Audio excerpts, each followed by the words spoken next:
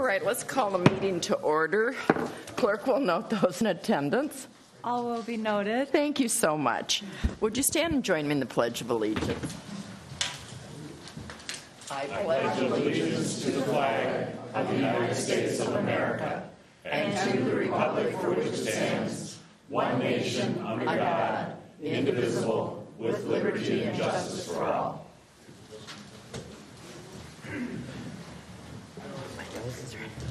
Next is approval of the minutes of the September 10th, 2019 meeting. Excuse me.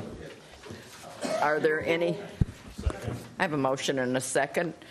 All those in favor say aye. Aye. Opposed? Motion carries. Moving on to approval of the agenda. We do have some changes. Yes, Mayor and Council, there's two changes. So under land use consent, 6A, number 2, we're going to ask that be removed, and then we'll reconsider that at the November 12th meeting when we hold our second reading for a related issue for this particular property. So. And then also, at request of the applicant, if we could please remove 9A, the resolution granting a temporary easement. And then are we going to remove 6? Just 6A. That one we're keeping. Okay. Yep. Okay. Yep. All right. So we have that.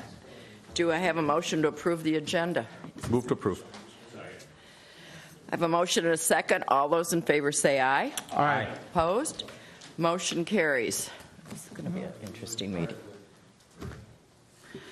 Okay, next, are you doing? I am. Okay. Yes, so I'll go on down there. We have a Planning Commission member leaving, and Ellen Heinecker is going to take over because Ann Kane is unavailable tonight. Unavailable. We have, as you can see, we have someone replacing our city clerk, so thank you, Ashton, from the Planning Department. And our Community Development Director is out ill, so we have something going through City Hall. Stay clear. But having said that, I actually, in Ann's place, I have the pleasure to honor Marvin for his service on the Planning Commission and actually service to our community. Marvin, you have done a tremendous amount for our community over the years. So while tonight we're honoring you specifically for your work on the Planning Commission, of course, all that you've done for our community is very well regarded. And many of you, I don't know if any of you have had a chance to work with Marv, but he's a pleasure to work with. I have on some committees and always appreciated your words of wisdom and your approach to problem solving. So on a personal note, we'll miss your presence. But Marvin was actually appointed to the Planning Commission in 2010, and he replaced actually our mayor when she was elected to office, and I believe he was your first appointment at the time. So that was quite some time ago. And in your time here, you've done quite a bit as a Planning Commission member. We've had a lot of redevelopments since that time. And as we were contemplating this, Ann and I were going over a list of some of the projects that have happened. It reminds us of all that has happened since 2010. But of course, you were involved in the Boatworks redevelopment, which was not at all an easy project for all of those that were involved. The Waters redevelopment or construction of Waters, which was significant and continues now to thrive. We have our Lenz Byerly's development, White Bear Heights, the expansion of Serenity, White Bear Marketplace, otherwise known as Cub, and some other businesses that are there. And then most recently, the Schaefer Richardson project, which is just now underway. And then very importantly, involved in our comprehensive planning process, which we are now having that reviewed by surrounding communities. But that's a really significant project that the Planning Commission spends a considerable amount of time thinking about and talking about at their planning commissions in the months in advance of when staff starts writing it. So they've been involved for a couple years in this process, and it came to council at a certain point and a lot of conversation, but we never really had a chance to thank and acknowledge all the work I think that was done by the Planning Commission and their members, and Marv, you were of course among them. So Marv, what's happening with Marv? Marv is moving. He is, if you don't mind me sharing, he is a very dedicated grandparent, as I understand. And I just had a chance to talk to Marv a little bit about it before the meeting as well, but spends a lot of time with his grandchildren.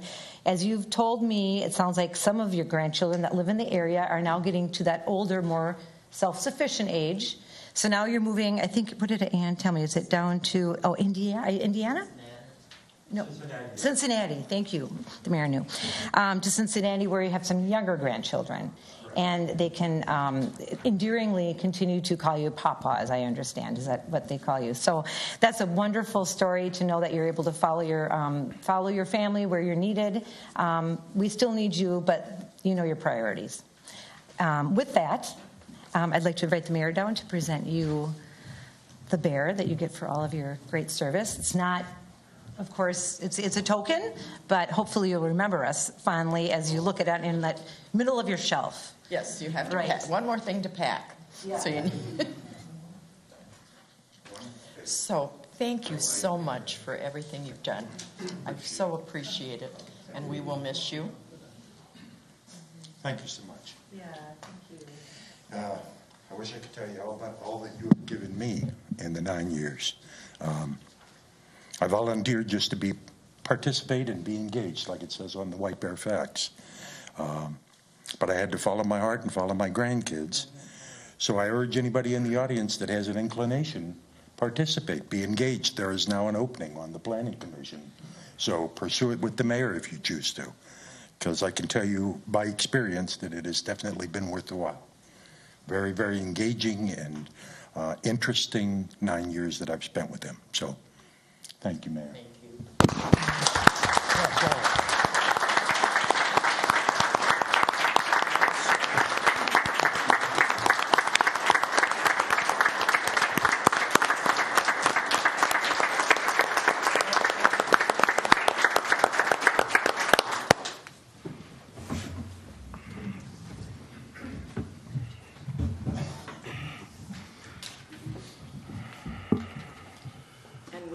You don't have to stay for the whole meeting if you don't want. One last meeting you don't have to attend. Well, he's been to enough meetings. He gets a night off. Next, it's my privilege and pleasure to do a proclamation. Whereas Toastmasters International, the world's leading organization devoted to communication, public speaking, and leadership skills, provides a mutually supportive and positive learning environment in which every member has the opportunity to develop their communication and leadership skills, which in turn fosters self-confidence and personal growth. And whereas Toastmasters, founded October 1924, has over 350,000 plus members in 143 countries with over 16,800 clubs worldwide.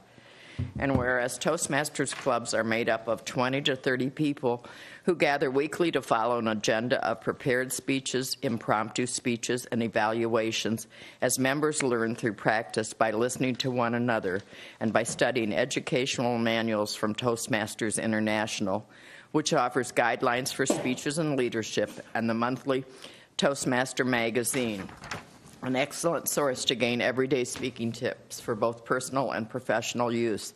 Now, therefore, I, Joe Emerson, Mayor of the City of White Bear Lake, in recognition of this important observance, do hereby proclaim October 2019 in the City of White Bear Lake as Toastmasters Month, and urge all citizens to join me in congratulating Toastmasters for the inspiring role they play in assisting individuals develop self-confidence, communication, and leadership skills, which enhance all aspects of their life.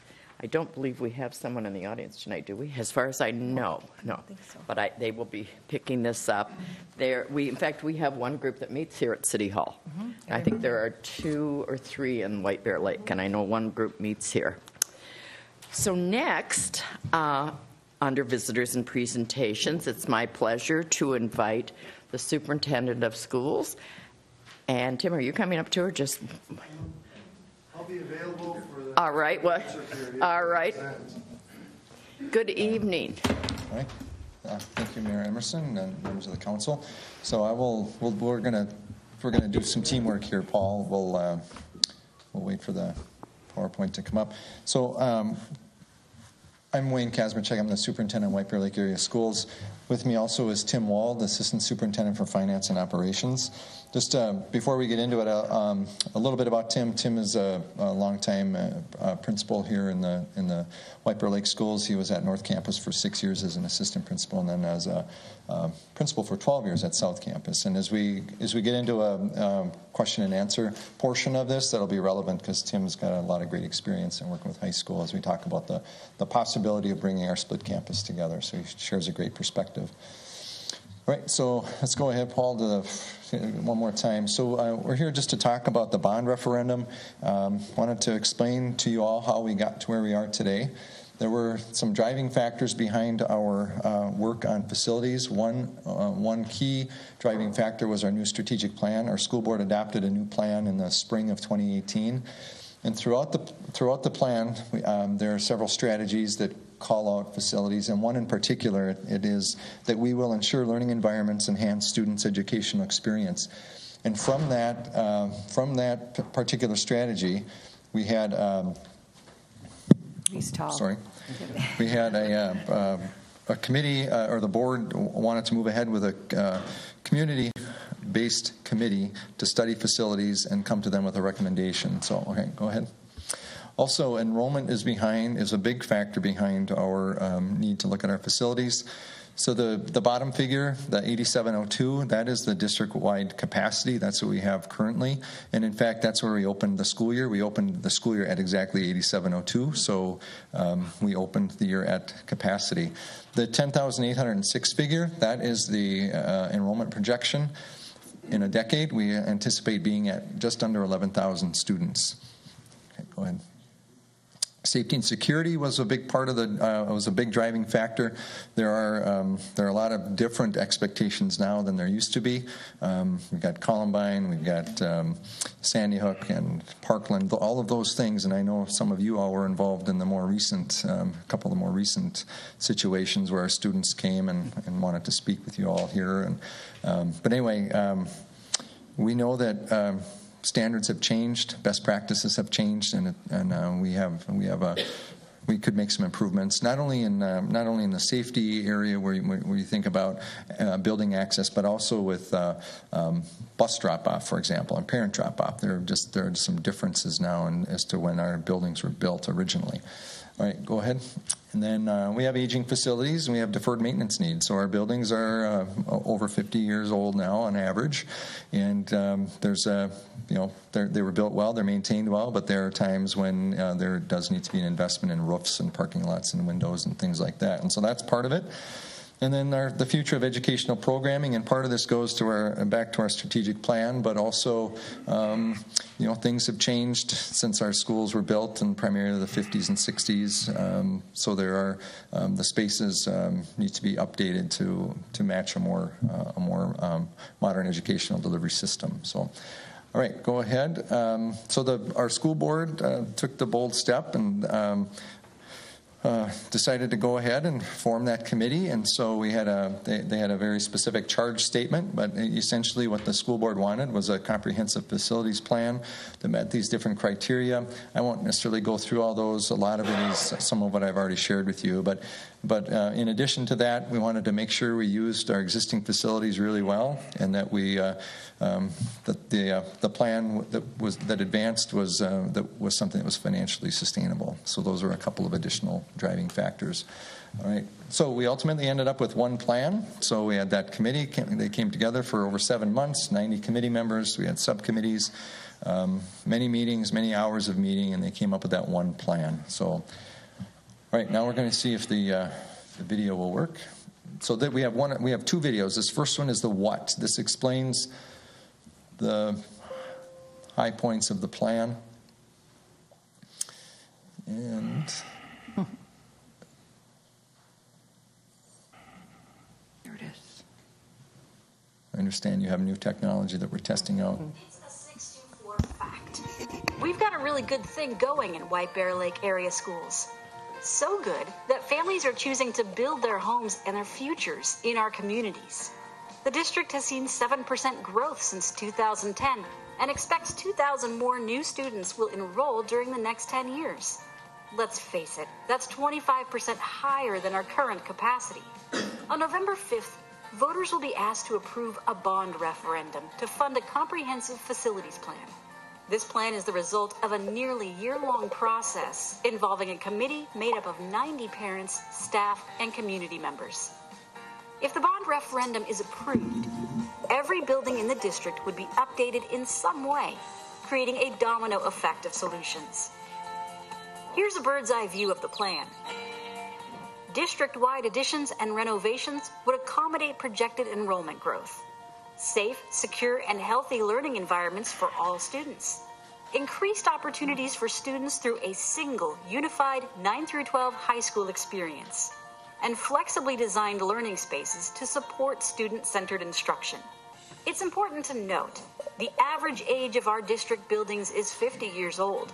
Tack on another 5 decades for the oldest building. If approved, there are building-specific changes that will happen in order to meet student enrollment and academic needs. The new elementary school would be built in Hugo. Onika Elementary would become a K-5 school, and Hugo Elementary would become a Northern Early Childhood Center. The facilities plan also includes bringing all high school students together in a renovated North Campus, which means better access to more comprehensive course offerings, including college and career pathways options, fewer transitions for students during critical adolescent developmental stages, and maintaining consistent, longer-lasting staff and student relationships. The high school expansion allows for Sunrise Park Middle School to relocate to South Campus. The current Sunrise Park Middle School site would house various multi-generational community programs, including the Senior Center and Early Childhood Programming, the Transition Education Center, and the district office. This makes room for Central Middle School to expand and take over the current district center building. This comprehensive plan impacts all of our buildings and students. If the $326 million bond referendum is approved in November, the average homeowner would see a tax impact of about $23 per month. The future is bright. Families continue to choose our school district because of the way we support and engage all learners.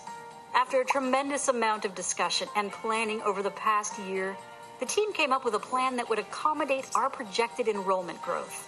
It provides more programs and opportunities for all residents, aligns with the district's strategic plan, and is financially sustainable. Please learn all you can about the bond referendum and remember to vote on November 5th.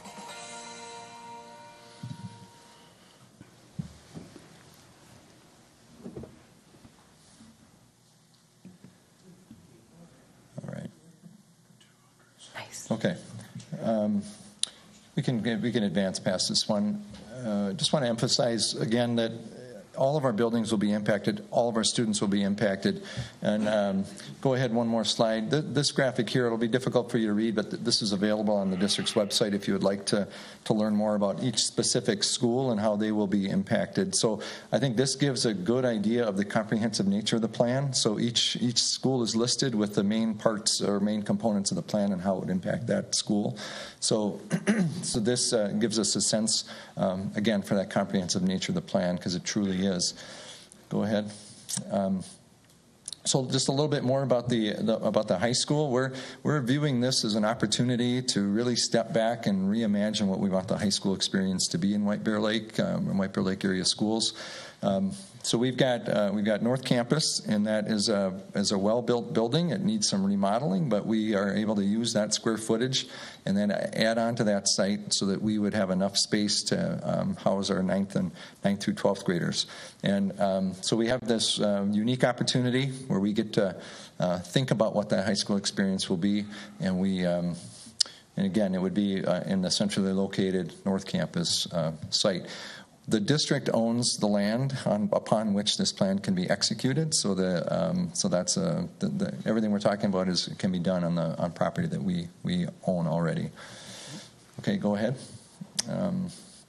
A tax impact, a little bit more about that. The average home in the White Bear Lake Area School District is about $275,000. So the average tax impact is that $23 a month. Go ahead, Paul. I want to give a little bit more context to that because the $326 million, it's a big ask. Undoubtedly it is. However, we want to provide a little more context to that number. So this graphic shows voter-approved school debt tax levy, and this is for payable 2019, and this example is on a $250,000 home. So currently, White Bear Lake is over on the left, $24 a year. That's our current voter-approved school debt tax levy on a $250,000 home. If the bond referendum is approved, we would move to that $275 bar, and that would be an annual amount for that, for our voter-approved debt. So what's listed are other Northeast Metro and East Metro school districts. And the average of all of those groups, all of those different school districts are at 317. So if the bond passes, our voter-approved debt would still be below the average of our neighboring school districts. So what we're asking of our taxpayers is not an outlier in any way in terms of what the tax impact would be compared to what our neighbors have asked in recent years. Go ahead. We've put this together, and this might be a little bit more difficult to read because the print is a little bit smaller, but we put together this leading into a couple of presentations with senior citizens because there was some concern about, well, fixed income, how is this going to impact me? So we did this, and it doesn't just apply to senior citizens, so I'll focus on the bottom example. This is a good example because it's a $275,000 home. Again, that's the average in the district. And then there are different income levels.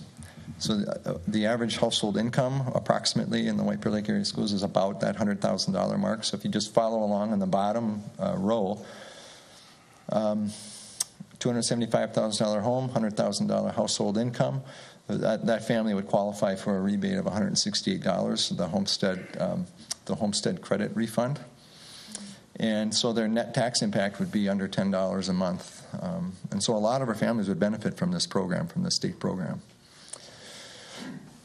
All right. And now I do want to give credit. There were, on July 31st, I believe was the date that many of us came together and you saw a presentation. We've changed our presentation as a result of that meeting and several others because these were some of the questions you asked and you wanted to see more detailed information. And so we appreciated that. We've honed our message thanks to the input from some of you here even. So, okay. If we have time, do we have time for another 4-minute video? Okay, so this is the why video. So we'll get that queued up, and then we'll be ready for question and answers if you wish.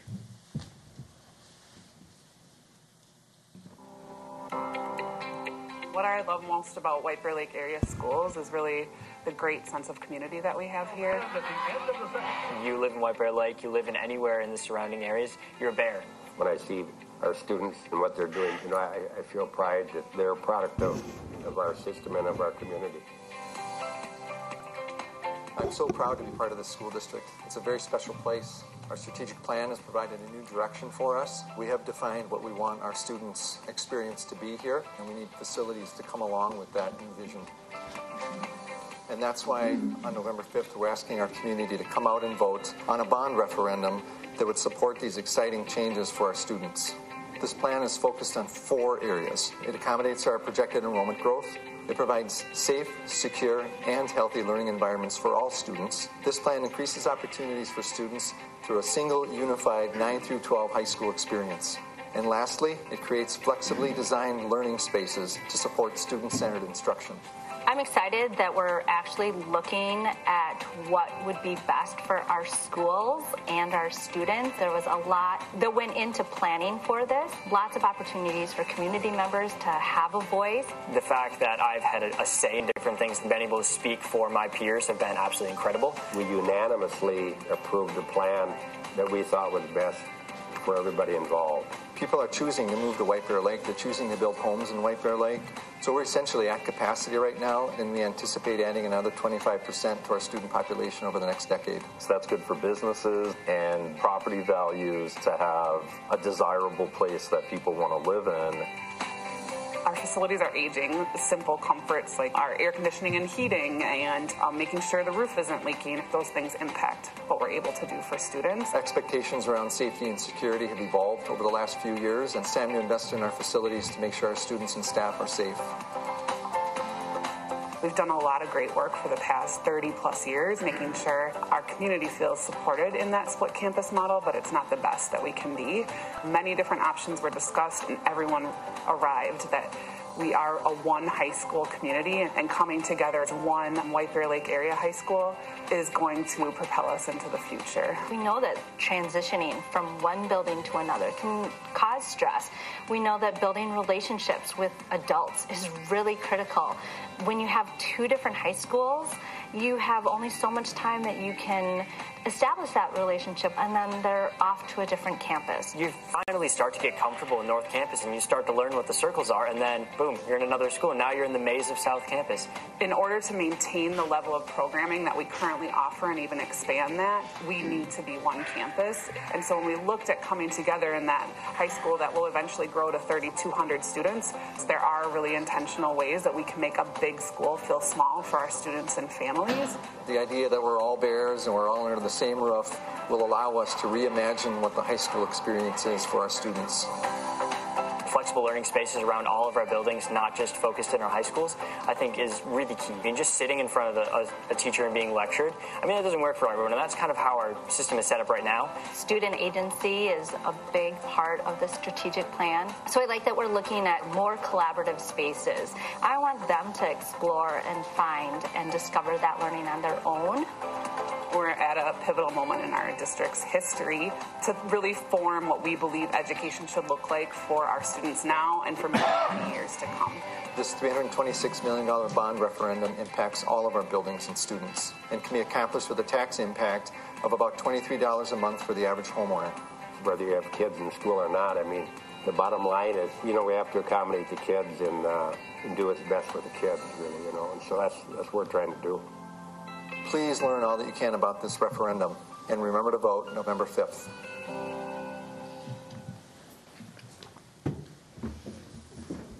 All right, just a couple more slides and then we're done. We want to point out the district's website.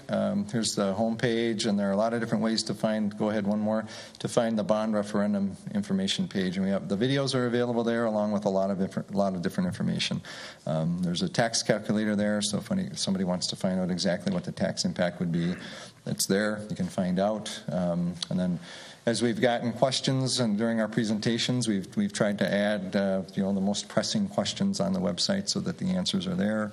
And there's just a treasure trove of information, including all of that committee of 90 people and the work that they did. All of the information from all of their meetings is also on the website. So there's a lot of great information there if you are interested in learning more. So I think one more, and here we are. I'll invite Mr. Wald up, and we'll certainly be open to any questions that you might have. And this question and answer period will just be between the council and Tim and Wayne, so it's not a public hearing. So with that, I would ask the Councilmember Walsh. Thank you, Madam Mayor. You guys are really good at charting growth. You track growth. You track, 4-year-olds, 5-year-olds as they're coming into your system. We know the growth is in Hugo. That's kind of obvious. It's where the building growth is in, and obviously young families are coming. What can you talk about in terms of White Bear Lake or even South White Bear Lake? I mean, we just did the Sports Center project, and part of the discussion of our Sports Center project was an amenity to attract families, to keep families, to have families, young families come in and have that amenity, the skating and the hockey. What numbers do you have? Is White Bear Lake growing still? Is that part of that growth? Sure. Yeah, it is. So the growth estimates that you see are based on resident growth. So it's what we expect within our borders. The assumption was that 75% of that figure was based on 75% of the agricultural land in the district that would be built out over that decade. Additionally, we factored in the housing turnover that we're experiencing. So let me give you a couple of real concrete examples. 3 years ago, the elementary school that had the largest percentage increase over the prior year was Lake Ayres. Last year it was Vadnais, and again this year it was Vadnais. So the last 3 years, and we could probably go back a little farther to see even more. But the housing stock is turning over. We're seeing families move into neighborhoods where, and so our growth is actually throughout the district, and absolutely the new housing growth is concentrated in the north, but there's growth throughout. Mm-hmm. Does that answer that one? Thank you. Yeah. One thing I would add is we track county birth records, because that's one tool that we use to predict what our kindergarten or preschool and kindergarten classes are going to look like. And our enrollment in those, based on county birth records, we've exceeded those records. And so while our enrollment on the south side theoretically should be going down, because 5 years ago when the number of babies that were born were less than what we enrolled this year. So we're seeing that turnover of the south side homes is creating larger kindergarten classes in our south side schools than we had 5 years ago, and then what birth records would predict that we would have. Interesting. Anybody else? Councilmember Edberg. Thank you, Madam Mayor. So I had the obligation and responsibility to make the decision 40 years ago to 35. Who's counting? So, yeah, we made the decision before you graduated. So, in any case, I was on the school board that made the decision to go to the high school orientation that we have today. We did not do that because we thought it was the best academic offering for our students, nor did we do it because it provided the best opportunities for student development. We did it because it was what we could afford at the time. The communities that make up the White Bear Lake School District, and there's about a dozen of them, have changed substantially in that period of time.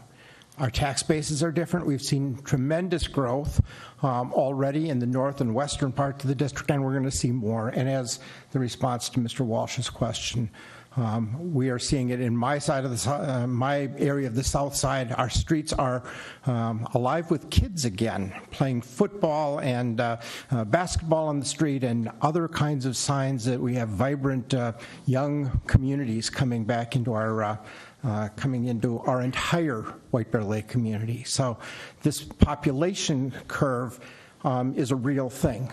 When I left the school district, when I was first elected, we had a school population of about 10,000. The story of the 80s and 90s was one of continuous population decline, and we were dealing with the issues of declining enrollment. It's a good thing for our community that those numbers have reversed and are coming back up, because what gives school districts flexibility and economic capacity to make change, to address the changing dynamics, is related to scale. And if our capacity is indeed today 8,000 something, to go to 10,000, 11,000, that's a big deal, and we need to figure that out. Sometimes it gets lost on us that when we move to a community, we don't have to get anybody's permission to come in. We just buy a house or we rent an apartment. And we are able to do that because we trust that our local government is going to make sure that they have the access to facilities that we need. They're going to have water and sewer, that we're going to have garbage pickup, that we're going to have schools. We don't think about, we just assume that that stuff's going to be there. And when sometimes a lot of us make decisions to move, to have children, whatever decisions we make as individuals, that gets reflected in the needs that the school district is having to face right now. I think the process that the district has used has been incredibly transparent. I think it has been engaging at a community level. It's a big number. There's no question about that. It's a big number. But it's also a reasonable number, and I think your job has been, that you have done your job well. And I wish you well in the, as we all learn and hopefully all come out and vote. Thank you. Anybody else? Councilmember Jones. So a couple points. One, I'm glad to see that Sunrise is being retired as a facility for students, because I think it was not your fault. It was originally built as a correctional facility, so it's appropriate that you guys are in the officing there. In all seriousness, it's just not a great school, and it's just been, like Kevin has stated, you know, it's what he had to live with as a school board member at that time, and we've made do. It's just enough of that, and I'm glad to see this come forward. Very glad, and just the recombining. You have two members up here, and I don't want to speak for Steve, but it was my senior year when they did combine, and it was odd, and we knew why, and it was supposed to happen 10 years, you know. into the future post-1984. But it didn't, and then I had my kids come back to the school district, and the 3 daughters, and one of them did have anxiety, and it's tough enough for every student to go through high school transition to high school. Now we ask them to do it twice, and we have for 35 years. That needs to end. So I'm certainly glad that the recombining the campuses really is imperative to me. The question I have, though, regarding the $23 a month is that permanent? How long is that going to go on? And will it be reduced in the future? Is it going to be the same amount? It's a 10 years from now. Yep, $24 years is the bond length, and that's a fairly typical number. 25 years is a typical school district bond issue. And will it go down? So the annual payment will be a level payment, and so as the tax base continues to grow, that level payment would be spread amongst more people, and so over time it would trend downward. Yeah. Thank you. Mm-hmm. Well, one thing I note that I think is important, you're going to increase the usage for the senior center. They are crammed to capacity, and they are a vibrant group that's going to continue to grow. So I'm glad to see that, and you're also addressing the early childhood piece. So you're covering every population in the city, because everything's growing. So I think that's very important too, that people realize that our senior population will be having some much needed space. Yeah, they'll be served well in the new space, and that Sunrise allows us to do more than what we're able to do currently at Normandy Park. Yeah. Anything else, Council? Well, if not, thank you very much for coming in and bringing this, and good luck on November 5th. And I will remind people to please get out and vote. All right, thank you very much. Thank you. All right, moving on to public hearings. 5A, resolution adopting an assessment roll for the 2019 Mill and Overlay Project, City Projects 1904 and 1913. Mr. Copy. So this is kind of an exciting time for any project. It's the last step in the Chapter 429 process for Council to hold a public hearing to consider the adoption of the assessment roll, in this case the 2019 Mill and Overlay Project. We did send official notice to each of the benefited property owners, along with a notice in the local paper as required by statute. It's important to note here that tonight is the opportunity for residents to appeal the assessment if they so wish. This needs to be done through written notice tonight. I mean, do it on a piece of paper, but we need to have a written notice tonight that you have a written objection to your assessment. And that is followed up by, if the council elects to adopt the roll as given to them, a resident once that roll is adopted, they have 30 days to file in district court to actually appeal the assessment. These assessments, just to note that they were done based on the city's assessment policy and were confirmed by an independent property appraiser. So we're pretty confident in what we're assessing the residents. For this year's project, the city's finance department set a 4.41% interest rate. And for residential properties for the Mill and Overlay project, the assessment period is 10 years. For any commercial or apartments on the project would be a 15-year assessment. Also want to note that residents do have the opportunity for our senior and hardship cases. They can contact the engineering department and we'll work you through a deferral process. It does not eliminate the assessment, but it defers it as per our policy. So tonight, staff is recommending that council hold the public hearing for the 2019 Mill and Overlay project and adopt the resolution approving the assessment rolls and certifying them for payable 2020 property taxes. Thank you. Council, any questions for Mr. Copy? If not, I will open it up to the public. Now would be your opportunity to come forward and speak on this issue. So the microphone is open. Please come up and state your name and address for the record. My name's Peggy Poto, and I'm at 1925 10th Street. And I just want to stress a concern because I had called in while the construction was going on. We happen to have 2 new houses being built across the street from us, and then Garden actually was being redone with a lot of big, heavy equipment. And our new road has quite a few blemishes in it, I should say, which kind of concern me for future if it's going to cause the road go bad prematurely. For example, we have some 10, 12 foot or 12-inch gashes in the road about this wide. And there might be like 8 of them, and they're probably like 5 or 6 places around the block.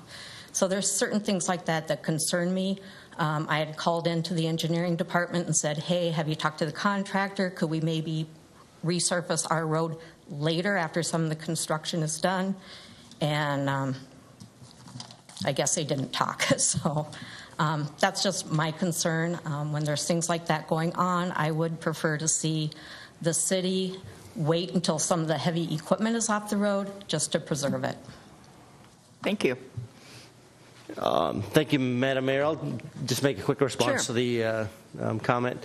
Due to Minnesota short construction season and the 2 projects being 2 different contractors, just try to coordinate the efforts to get in and out in our short construction season. The more we constrain the contractors, if we constrain them too much, bid prices start going up and it becomes economically not viable for us to do as much work. So we'll do our best to go out and look at these areas. This is the first I've heard of them.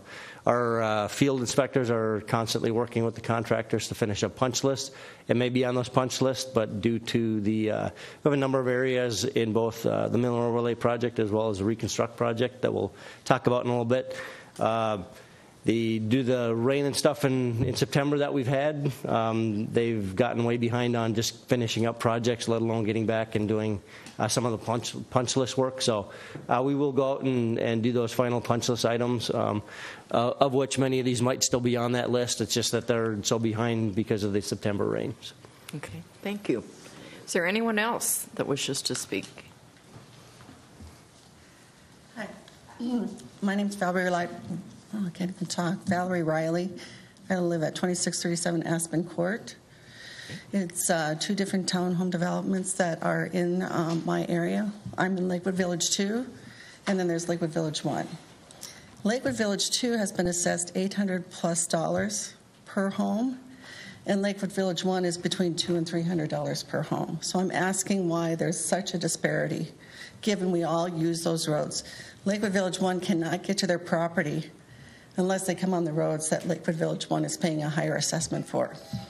Okay. To answer that question, so how that area was, the assessments were calculated is based on the accessible front footage for those individual areas. So each of those developments, there was 3 separate areas that were developed in the overall project area. And how it's broken out is the frontage for each of those areas was calculated based on their frontage on the adjacent streets. That was then divided by the number of units within that overall area. So if you look at it from an appraisal standpoint, that the fewer units within an area often relate to higher property values due to more open space, larger units. So based on that fact and how our assessment policy is laid out, it's based on that front footage standpoint.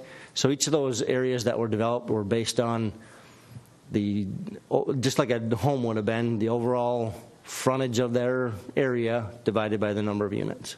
So in the case of the higher assessment, there were fewer units for a larger front frontage for what they have.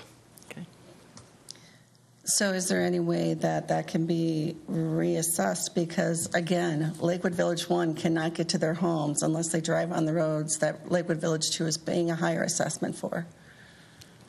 I believe the only thing you can do is file a written notice that you want to appeal your assessment and go from there. Yeah, unfortunately, I couldn't be here when they did the meeting.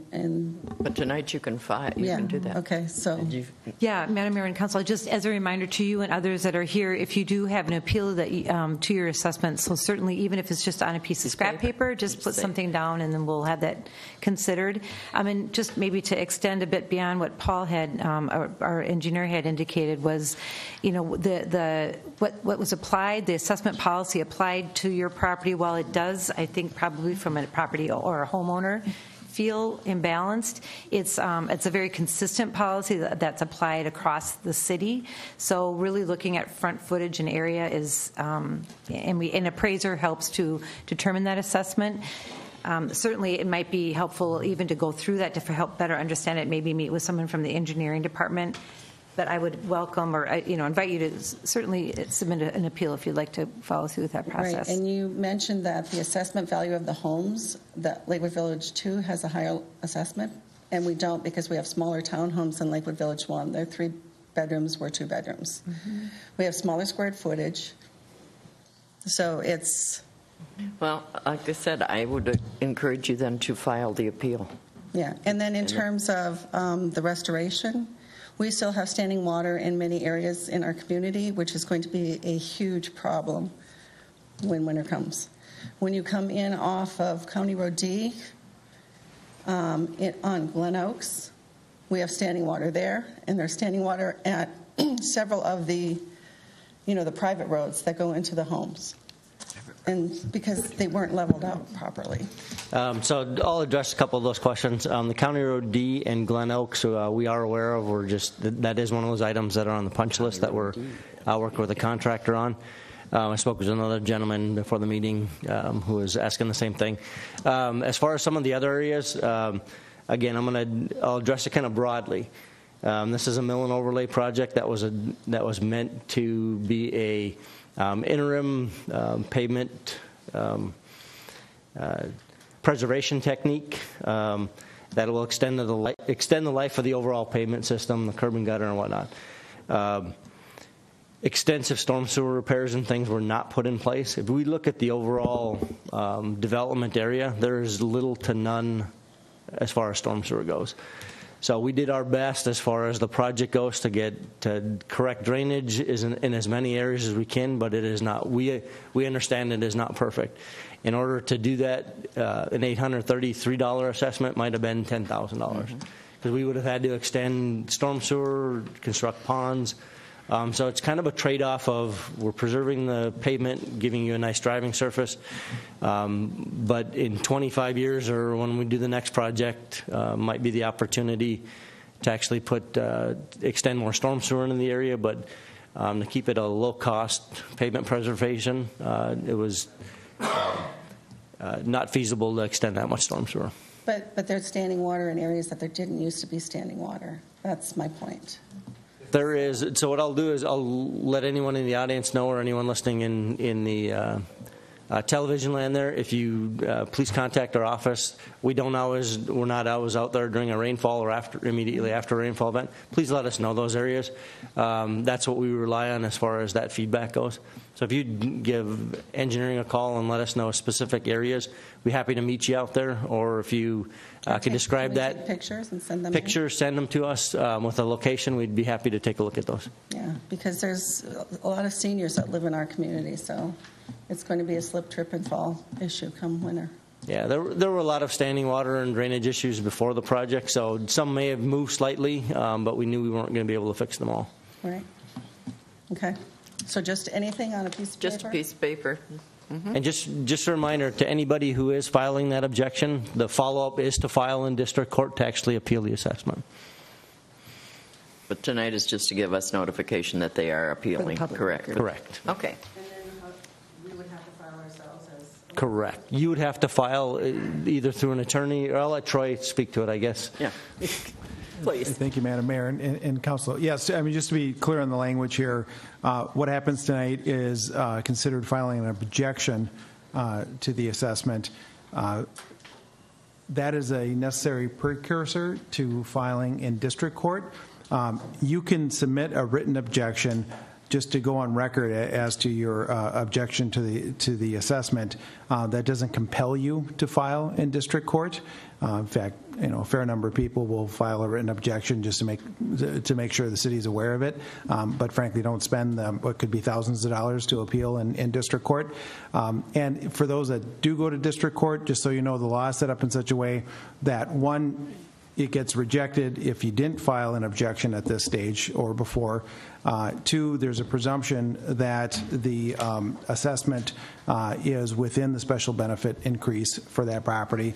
So not trying to discourage you too much here, but the way it's set up, essentially the person filing the appeal has the burden of proving that their property is not specially benefited to the amount of the assessment, which the fact that the city works with an appraiser to look at this, frankly, weighs heavily in favor of the city being sustained if it's an appealed. So be happy to answer any questions from the council if there's any. But we're good. Thank you. Is there anybody else that wishes to speak? Now's your opportunity. On this, we're just dealing with this. Good try. Will Green with 2326 7th Street, and I just had a question regarding the alley as to how it was determined the rate to bill each resident, because it seems like a flat fee for every resident of $2,266, and for my alley specifically, that would come to $15,862. You're on the second public hearing. This is the mill and overlay. I don't think you're on this one. Well, can I finish my question? Yeah, but you're going to have to come back. You're going to have to come back and do it again. So I mean, this is the public hearing for the mill and overlay project, and the street reconstruction is the one you're under. So, is there anybody else on the mill and overlay? If not, I will close the hearing, bring it back to the council for deliberation. Council.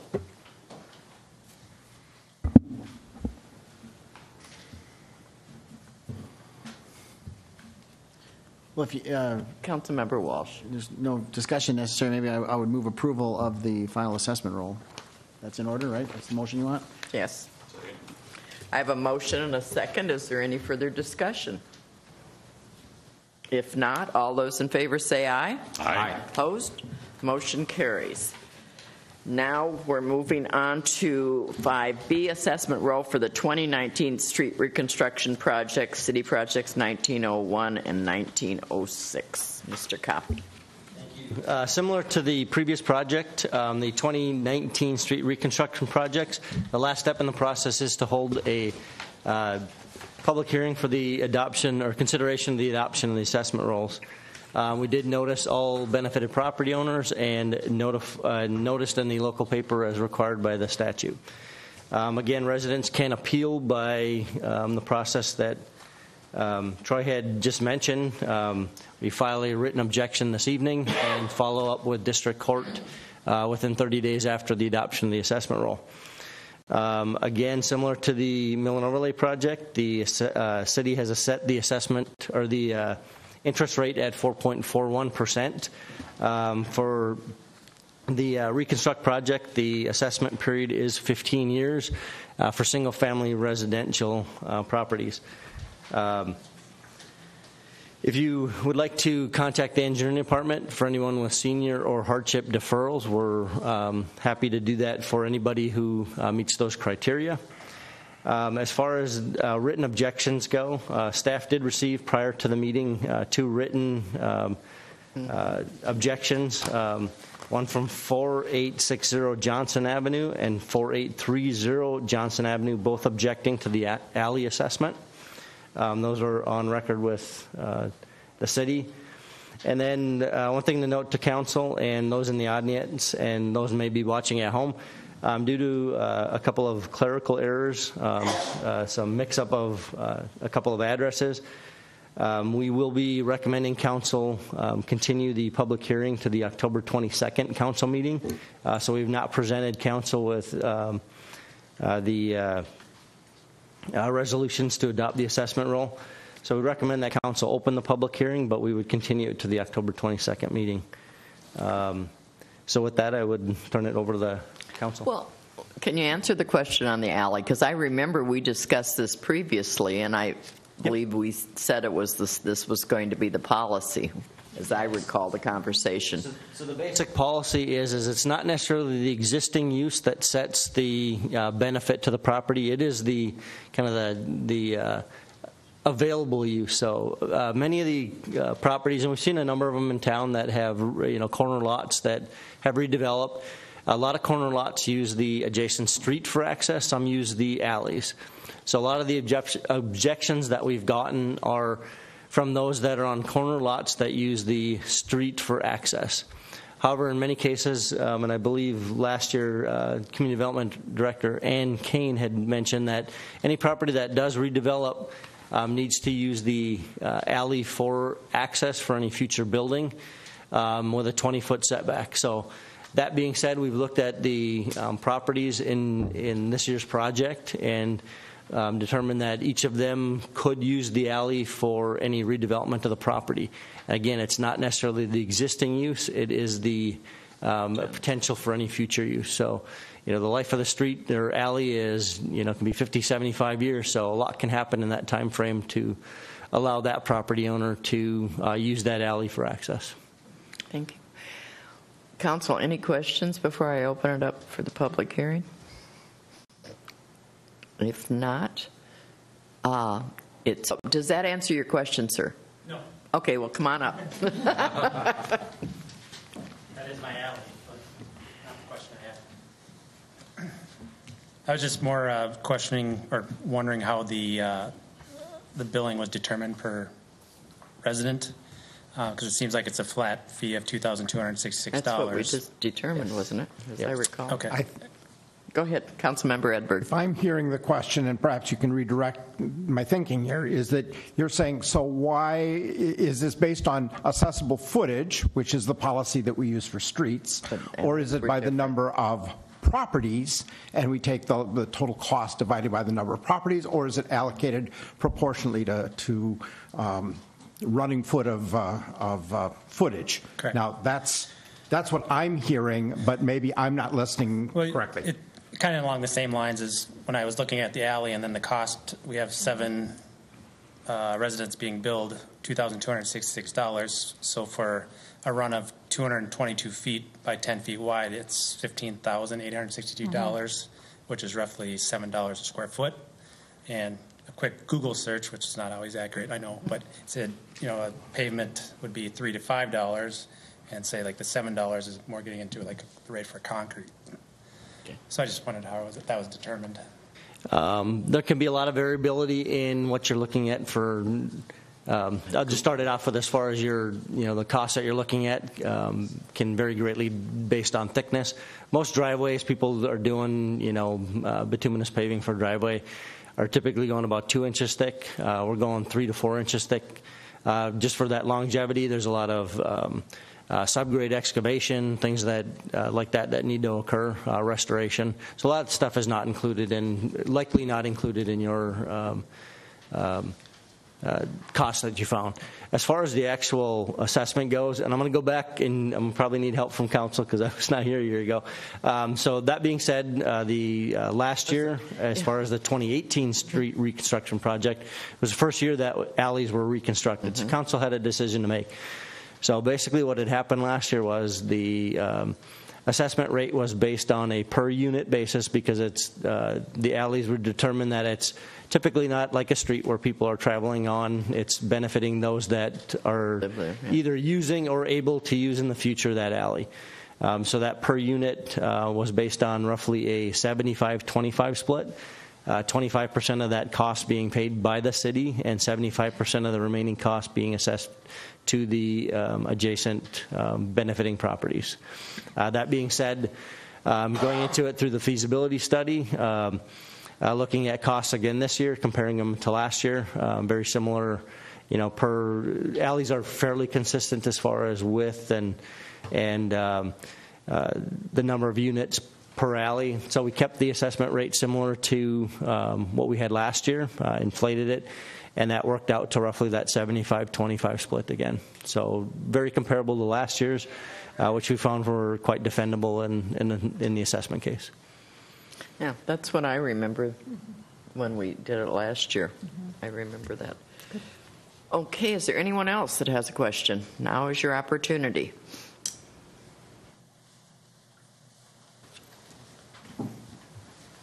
Sue and Fred Paul at 2299 6th Street. Okay. And we're objecting to a $1,150 water assessment charge. It was not in the draft originally. In the information that we were given, there was the potential for water service assessment, and that water service assessment potential was based on changing the water service from the property line to the main. And in our instance, we had copper all the way from the house out to the main. However, in our instance, there were actually 2 mains in the street, and the city chose to consolidate it to 1 main and are charging us to do so. We don't think that that's proper, that our service was proper all the way to the main. If the fact that there are 2 mains should not be our issue. Additionally, our neighbor who has a similar situation didn't get charged. So we have a sort of you can have it one way or the other way, but you shouldn't have it both ways. So we're objecting on that basis. And our point is, we were up to code. So everything from our house to the main was up to code. No galvanized pipe that had to be changed to copper. We were copper all the way to the street. So whatever was done at the street level. Okay. I can answer that question very easily. Okay, good. I'm glad you can. So in this case, it was not up to code. They were a shared service. They were connected together before. So the 2 services, the 2291 and the 2299 and 2291 were not individual services to the main. So we separated those 2 services so they each have their individual shutoff. So prior to the project, you had an issue in your house and turned the service off, you had to turn your neighbor's service off as well. That is what so we did was, so let me back up one step. Okay. So when we go into these project areas, we dig up, unless we have current building inspection records that show that a service was completed, with copper per code, individual service to the main, we dug up every other water service on the project.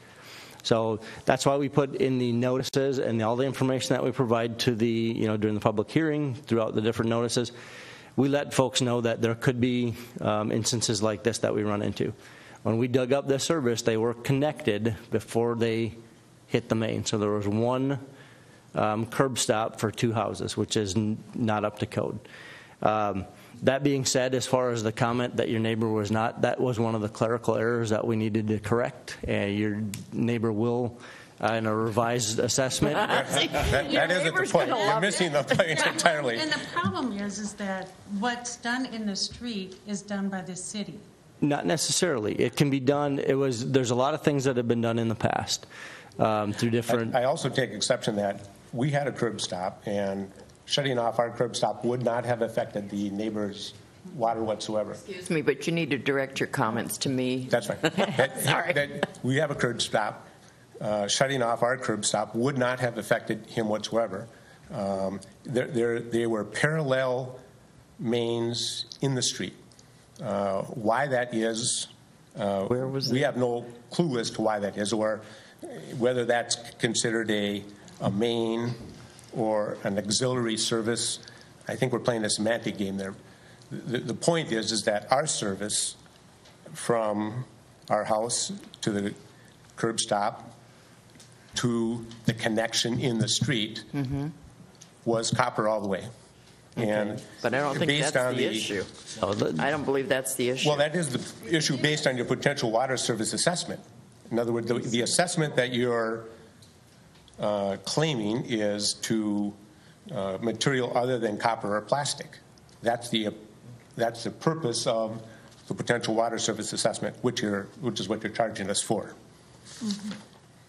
So again, when our field inspectors did dig up that service, the 2 properties were connected to 1 service to the main. There were not 2 individual connections to that water main. The 2 services came together and went to 1 water shutoff, and then to the main. We separated the 2 water services so they would have 2 separate shutoffs. And Excuse me.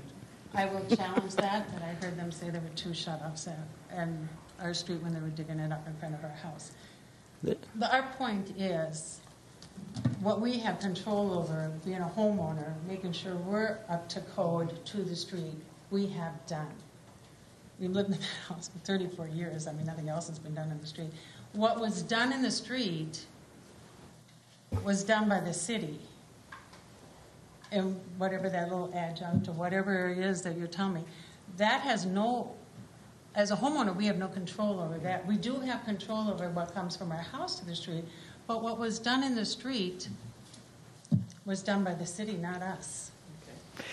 Well, okay, so we're at a loggerhead. Yeah. I'll make one more comment. So you are partially true that there were multiple services. When the additional or the new main was put in, there were services that were stubbed. The inspectors in the field, as your and your neighbor's water services were excavated, it was felt that putting it to the shorter service to the new main made more sense than to continue the longer service. It's going to save that property, whether it be yourself or whoever might own it in the future, as a much shorter service directly to that new main. But we had no problem with our service. Ms. Heinecker. Yeah, I'm sorry, Mayor, members of the council. So I think what would be appropriate, so it sounds like you are noting an objection clearly. But if you have something you could submit, and then I would encourage us internally to work with you directly after tonight's meeting and have the objection, submitted this evening. But then we can work with you to kind of talk about what our misunderstandings are on either side, but just to better understand what you're asking about, and then ask the engineering department to clearly describe and be able to illustrate, I think, their point. And then, certainly there's the opportunity to appeal, but as I think Troy had indicated, there's costs associated, but we could certainly look at some mitigating, mediating factors, I think, in between an objection and an appeal to see if there's a way to arrive at some understanding. But I don't think tonight it will be solved. It's clear that there's differing views about what is, and so I would encourage us to maybe meet again with you after tonight's meeting, but certainly would encourage you to submit your objection formally so that we can have that on record. And just for the record, the fact that 2291 isn't being assessed and probably isn't here to object to an assessment, it seems to me that would be an opportunity for them to do so, if that's in fact the We'll clerical... be doing this in 2 weeks, so they'll have an opportunity to come in and that was object. not our intent. And Mayor, members of the council, just to remind you that we are going to be continuing this for hearing, that we reason. aren't going to make the decision So tonight. we'll make sure that they understand that that the hearing is extended. This all goes until our next meeting. And so for those that aren't here tonight, if they want to submit something at that next meeting, certainly that's appropriate timing, because the council will not have yet. We're taking no action tonight. Will not be adopting the resolution. I think our point is that I don't know if they've been notified that they're getting additional. Have been notified. They have been. Okay, Yep. so good. Yeah. So Okay. Okay. Okay. Thank you. Anyone else? Can I ask a question on this before we leave it? The dual service, can you give us, do we see that a lot? Is it an anomaly? Is it like, I'm trying to imagine why that would be done. Did somebody own both houses when it was built originally a long time ago and run dual service to the main, or how does that even happen? no, oftentimes it's, again, these are certain things that are unknown. I can't dig them up. Yeah, I mean, I can't tell you what's happened over as houses get torn down, rebuilt, whatnot. If a contractor came in, sometimes folks always ask, well, you didn't authorize this. Like, if they don't come in to get a permit to do the right thing, we can miss things. Not putting blame on anybody, but that is what we did find out in this case, where one or the other homes could have said, "Oh, I dug up, I found a water service, I'm just going to connect onto that," versus going to the main, digging out in the street. We don't know what's happened over time. In this neighborhood, we haven't been in this neighborhood in 30-some. It's been a long time since we really dug into this neighborhood. We kind of knew we would find stuff like this when we started. Absolutely, and we had cases where we found several connected sewer services that were shared sewer service that went to the main then. So there were things like that, and now is the time to get it corrected. And I'm just going to make note is, the assessment is just over $1,000. We look at those costs. We split it 50-50. The council had made that decision many years ago that the city bears half of that cost. We're dealing with a couple water services that aren't just part of projects or whatnot. They're in the tens of thousands of dollars to correct problems like this. So even giving that 50% break on trying to correct some of these issues now, $1,000 is a drop in the bucket of what it could cost a homeowner 5 or 10 years from now if they had issues. Okay. Okay. Oh, I'm sorry, Mayor. Another person wants to talk. Oh, yeah, and I just wanted to say, just as a last note to the Pauls that are here, and we'll also contact the neighbors, and then maybe it would make sense we'll all meet to talk about this issue with the engineering department to have more discussion. So. Okay. Yeah, we'd be happy to have you guys contact us tomorrow or this week sometime, and we can set up a meeting with our field inspectors that were out on the project, and they can draw it up, explain to you what was out there and what had happened and how we corrected it. Very good. Okay, and gentlemen, I believe you wanted to come up now, sir. Please.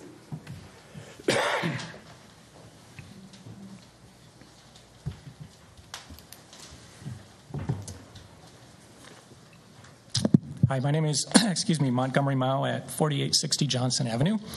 And I am one of the people who actually submitted an objection to the alley assessment prior to the meeting. I had a question I wanted to just clarify based on something I heard said a few minutes ago, that any redevelopment would require using access from the alley with a 20-foot setback. Did I hear that correctly? That is the information that was provided by our community development director on previous objections last year during the 2018 street project. And would that apply to rebuilding a garage? Mayor and Council, because we don't have our planner here tonight, it's okay. Difficult to be exacting on that. We could certainly go back and look in our zoning code right now, but I don't have a good answer for that for you. I guess the reason for my question is because we've been considering rebuilding our garage. We're on a very small lot, 50 by 150, with a double front yard setback. And now adding a 20-foot rear yard setback to that would be a huge burden to the property. And I'm not clear on how forcing us to use the alley makes that a benefit to the property. We would also have to be ripping up a $5,000 concrete driveway, installing a new driveway, rather than just using our existing driveway. So I'm not clear how having access to the alley could possibly benefit our property if these are imposed. Well, we have your objection, so and we'll have to get the other information. Yeah, and I would like to add also, Mayor and Council. So what I would encourage, though, I think in the interim, is to contact the planning department and ask them those specific questions about how might that work and how that might be applied to your property. Certainly, our council has had to deal with different, especially in old part of White Bear, some variance requests relative to unique property lot sizes. Well, no, I understand the variance process. However, that's not a guarantee by any means that. Correct. So that you can't say that has value because the variance isn't a guarantee. Correct. We'd have to go through that whole process. So, and again, I mean, the final thing I can add to that is one thing that Ms. Kane had done last year when there were two specific, I remember. I know there were a handful of objections to the alley assessments, but there were two specific properties that we needed at the staff level to go back and examine very specifically because of some unique orientations and circumstances. So certainly this is, this could be with the objections that are submitted, we'll go back and look at all of those properties to make certain that it applies accordingly, and we'll have our planning department participate in that. Okay. Thank you. Anyone else? If not, I will close the public hearing. We will then, if you want to hold your discussion until 2 weeks from now, Council, or do you want Councilmember Edberg? Thank you, Madam Mayor. I think there's a ripe moment now for a question, and whether we answer it tonight or carry it forward. So, specifically regarding the alley policy, going to distinguish. We have a street assessment policy for street either reconstruction or mill overlay. That's been in place, and it's been used on 70, 80 miles of streets already in the past 30 years that have been reconstructed. And so folks throughout the community have been subjected to that policy. Okay? It's fairly well established, and there is a substantial city investment in buying down the cost. It's not cheap, but it's to the homeowner, but we have that in place. Unlike the street mill and overlay or reconstruction, our alley policy is new. And I'm still not confident that we've gotten that right. I've read the 2 objections that were placed at the table tonight. I'm unclear both as to process. So where does the city council weigh in on acting on an objection, or is that merely a procedural action, or is there a policy question that we get drawn into as to saying, do we have the right policy in place? So I'm not I think it's the latter. Do we have the so right I'm not clear we have the right policy. Well, I think that's what the council would be discussing. But if somebody could respond to where I'm going to let our attorney respond. Thank you, Madam Mayor and Council. The council certainly does have an opportunity to change things as part of this process. I mean, that is part of the reason for the hearing, is for you to hear these sorts of objections, and you can act. The issue that you run into, frankly, though, is one of the requirements of the special assessment process is that you assess everyone based on a kind of an equal basis, on I should say, a uniform basis. And so that's the challenge. If you tweak, adjust, whatever the language is, for 1 or 2 owners, then frankly you've destabilized the process for the remainder. And so you would have to make consistent and uniform kind of sweeping changes in order to make those, unless there's something truly unique about a property that truly makes it different than others within that group. Anything short of that, frankly, you're either looking at making that sweeping change now or noting it for a future policy discussion for perhaps a change to your assessment policy moving forward. Okay. Councilmember Jones. I would note with what Mr. Gilchrist has stated that I'm not happy about the alley policy at all. I wish we didn't have it. St. Paul, Minneapolis don't have it. I know we're doing it for emergency vehicle purposes, but there's been more constant problems with this policy than anything else. Let the residents handle it themselves. Last year was the first year we've done it. Understand, but we've not had any other really complaints about the actual road reconstruction, and I'm sure there is. I'm sure there's been comments filtered back. But frankly, I'd be wanting to make note right now to just, this is the last year we do alleys. I think that should be part of our discussion coming up, but not productive to this one. Question, just sure. Councilmember Jones, what do you mean when you say St. Paul, Minneapolis don't do it? They don't maintain the alleys. The residents do. So the residents they personally pay for that. And cover that whole thing. They plow them the whole 9 yards. Okay. They do everything. They don't.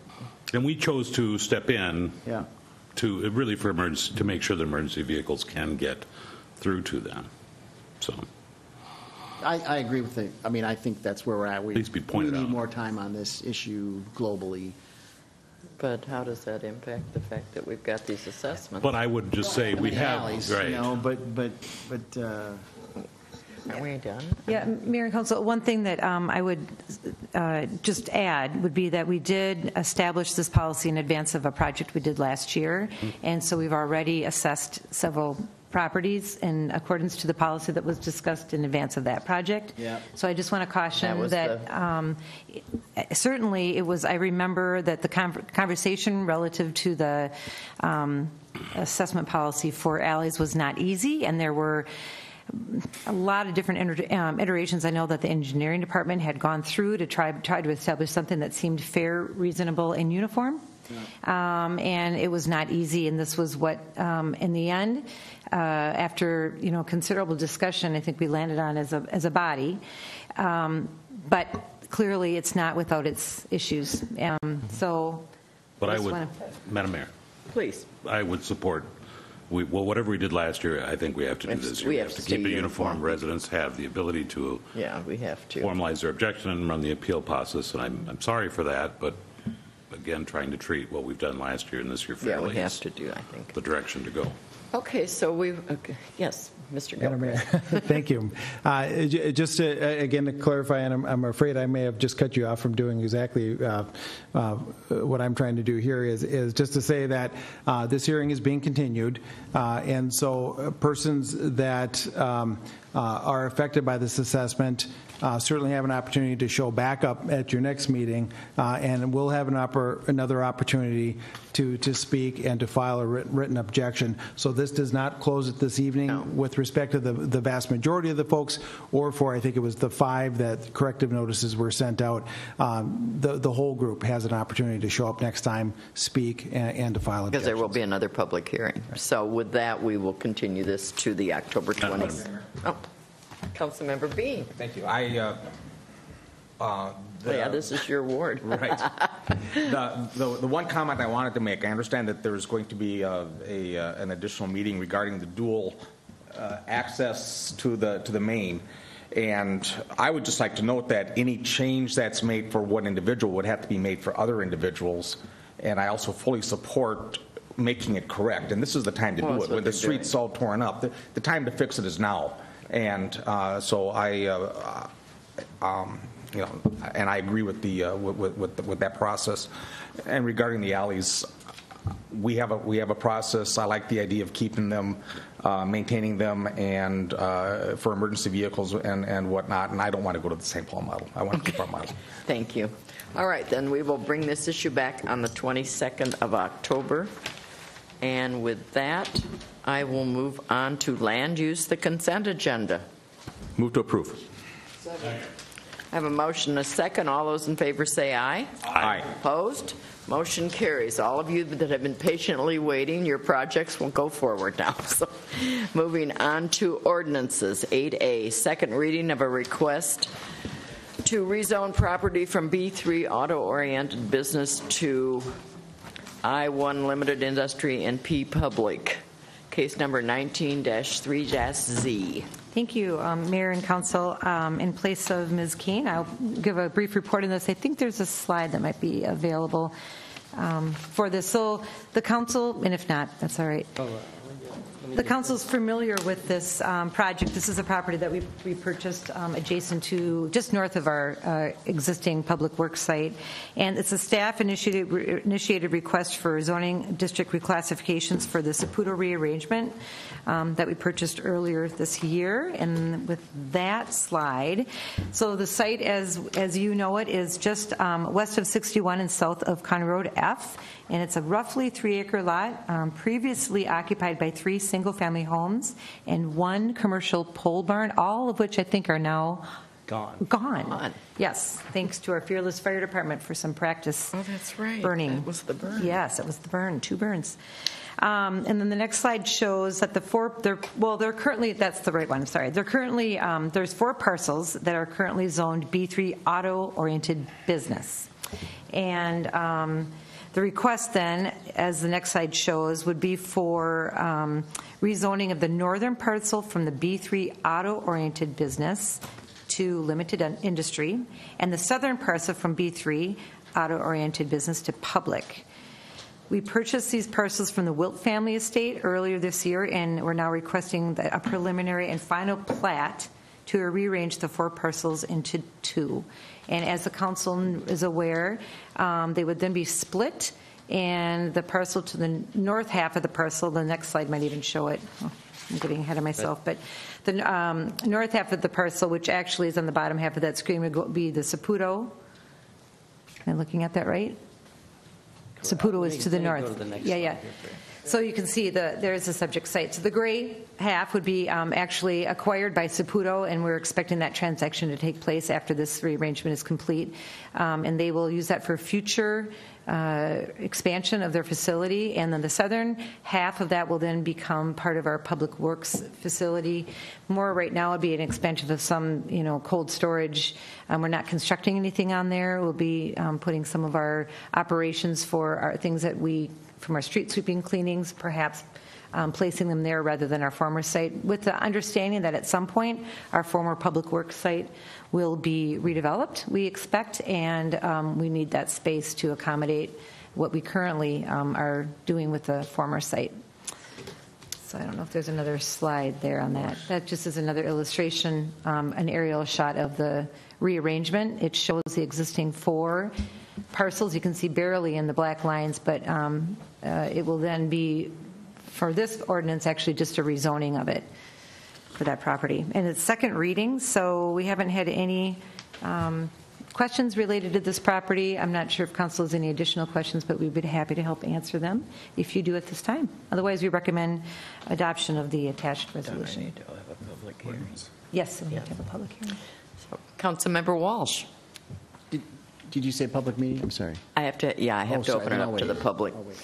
But I was just seeing if the council had any questions. Well, as I just said, this is the second reading, so this is an opportunity for the public to speak on this ordinance. So if anybody has comments, now would be your opportunity. Seeing none, I will close the public hearing, bring it back to the council. Councilmember Walsh, here you go. I'll move approval of the change. I think it's been a good project all along. I mean, it's Yeah. good for them to expand, which is good. It's good for us that we acquired this land for with the public works with the future. So this is sort of wrapping it up. Wrapping it up. And I'd move approval. I'll second. I have a motion and a second. Is there any further discussion? If not, all those in favor say aye. Aye. Opposed? Motion carries.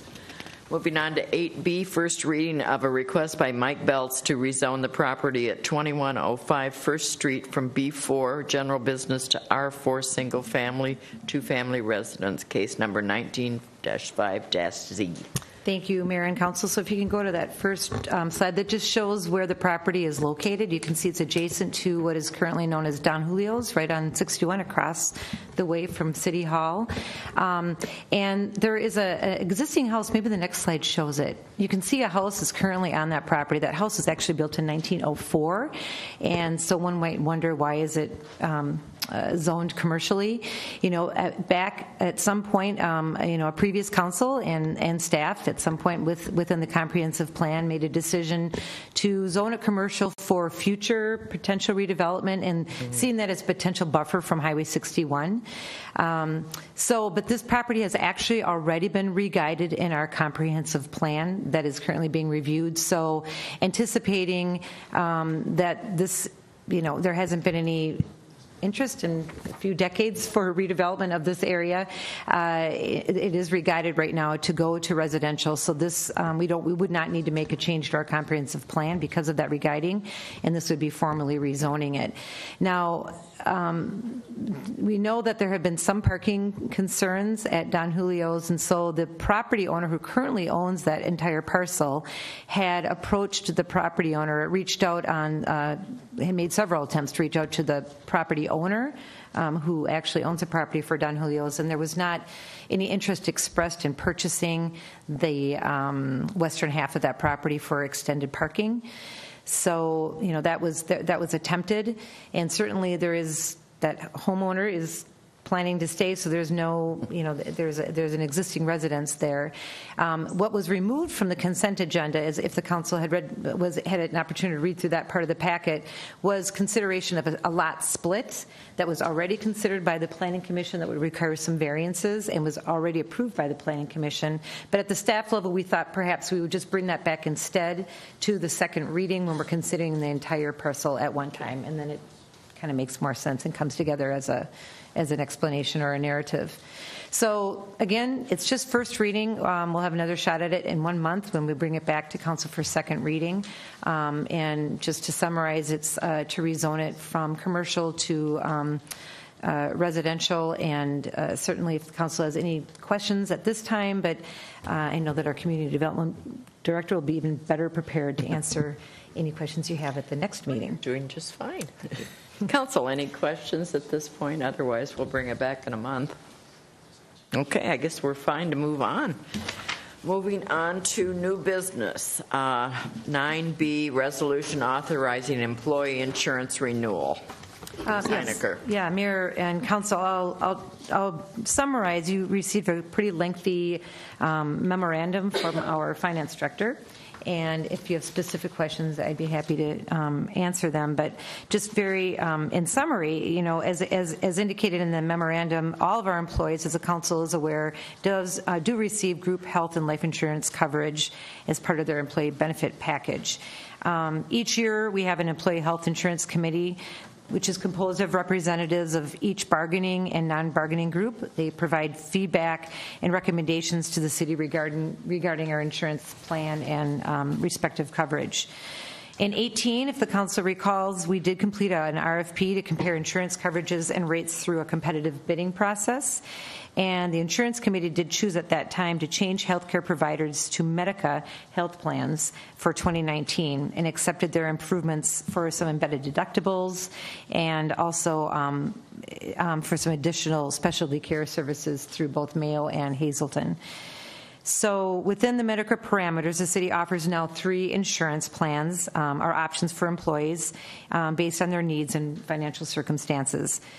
For 2020 now, we're still working with Medica, and what we were offered was actually an additional option for a narrow provider network, which would give employees an opportunity to reduce their costs, and but they would have less options in terms of their provider. For instance, you know, they have Fairview and related providers within the Fairview system.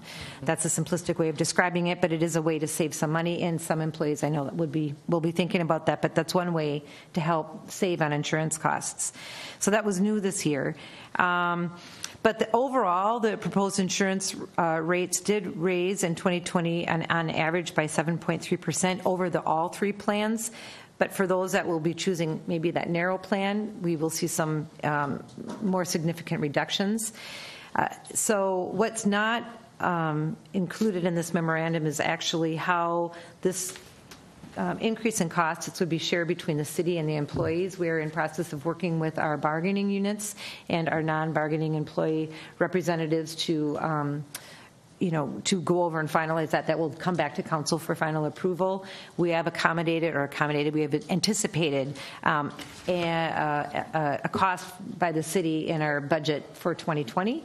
So we do have that anticipated. We're just at this point not bringing back a recommendation for what that share will be. This is purely consideration of the actual plan itself that we're asking council to consider tonight, not an employee share for this plan. In order for us to move ahead more clearly with our open enrollment, however, we wanted to make sure that we were good with the plan, ready to go, so we can then talk about open enrollment. And I do know, thank you for Councilmember Bean sent out some real good information about some other options available, I think, to some smaller communities, especially in greater Minnesota for a public employee insurance program, which we will be looking at next time we go out. Because this is just the second year of our RFP, we didn't want to switch providers, but it was something that we definitely will be looking at as we consider other options. So, okay. Council, any questions for Ms. Steinecker? I'll move approval. Second. I have a motion and a second. Any further discussion? If not, all those in favor say aye. Aye. Opposed? Motion carries. Moving on to 9C, resolution accepting a proposal from Wald Architects for site master planning for a police garage and fire apparatus bay. Mr. Coffey. Thank you, Madam Mayor and members of the council. Just to kind of go through our little process that we had, staff did a lot of research as far as architectural firms that did public safety work. And we sent in a request for proposal out to a select number of firms. Of those firms that we received proposals from, we elected to interview 4 of the firms. We did initial interviews and really look at what their experience was with police garages, fire apparatus bays, doing space needs studies to make sure that everything laid out. And then one of the other focuses we really looked at was, or traits that we looked at is, those firms that had experience with doing these type of improvements in a residential setting, not a brand new site, it's easy to work on those, but who had experience and knowledge and a team that could actually, we're pretty constrained where we have a lot of neighbors, how they handle that in past projects.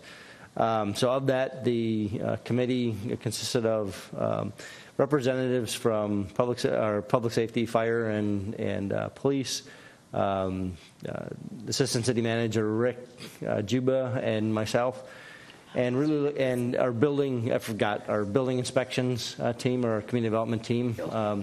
Ben Egan also was on that interview committee. We unanimously, at the end of the interview, selected Wold Architects to complete that work.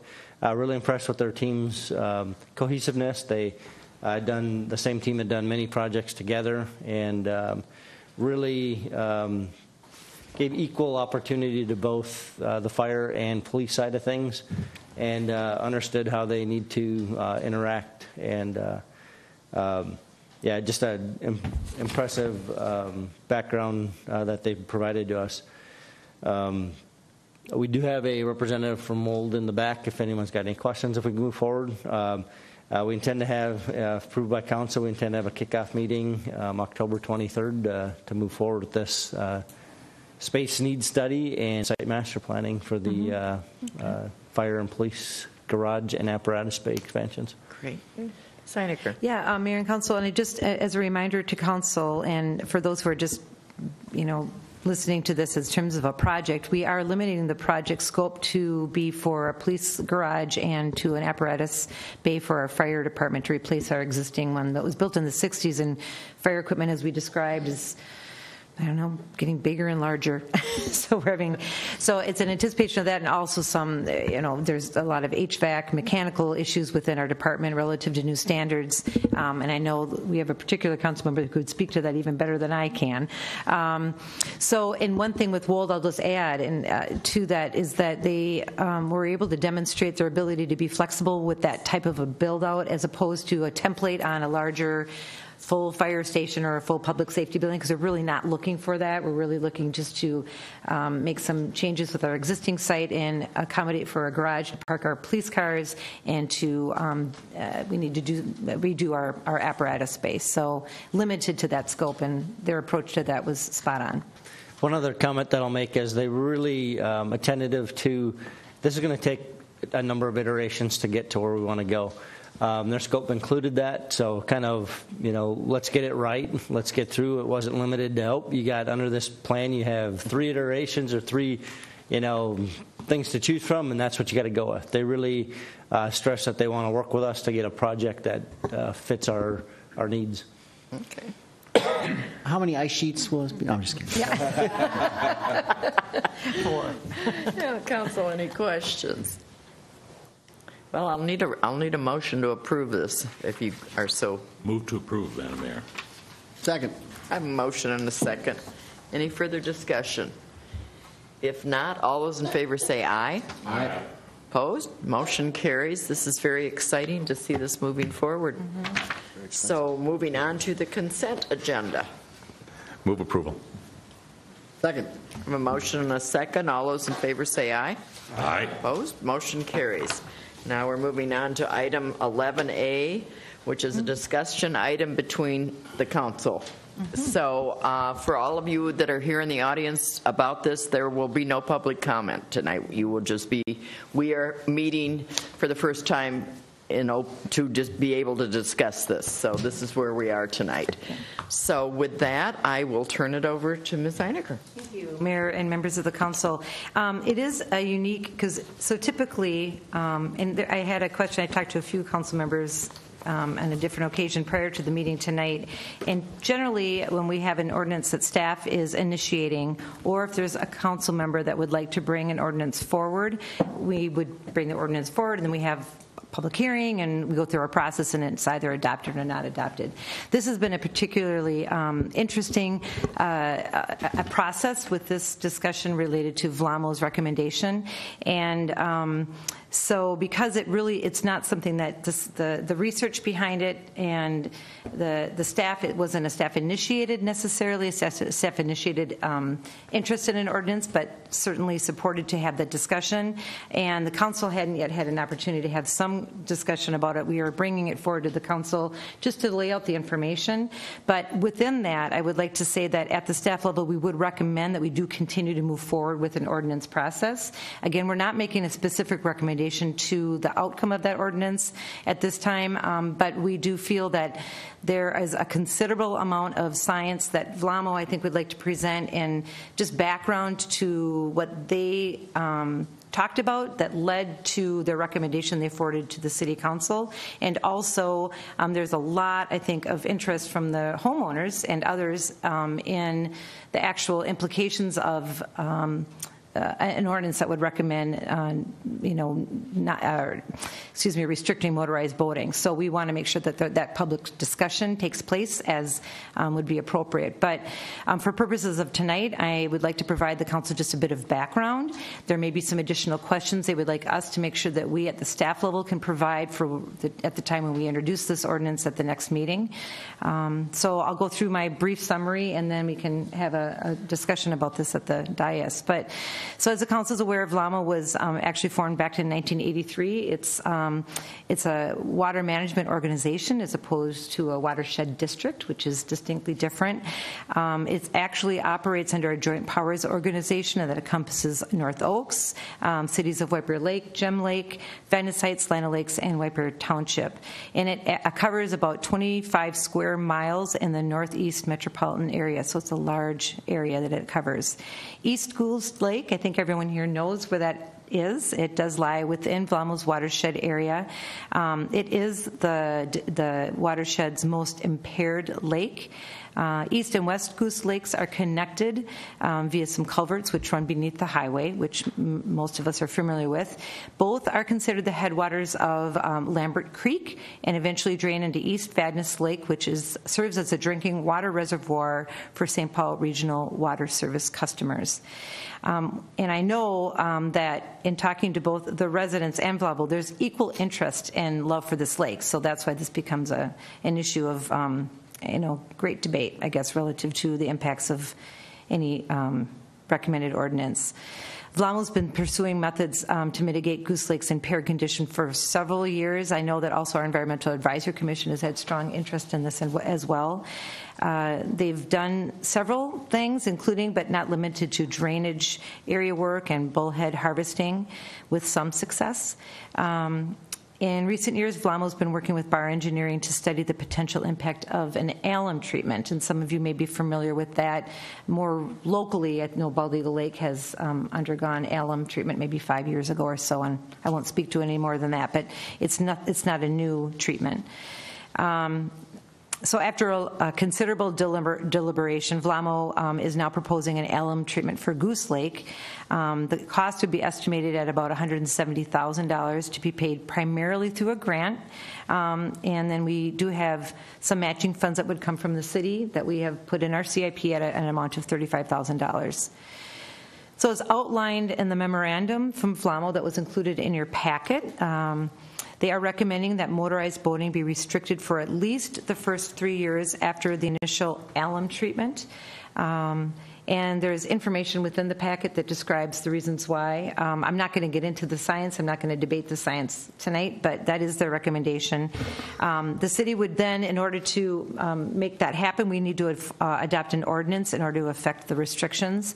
So there's questions, is it the state?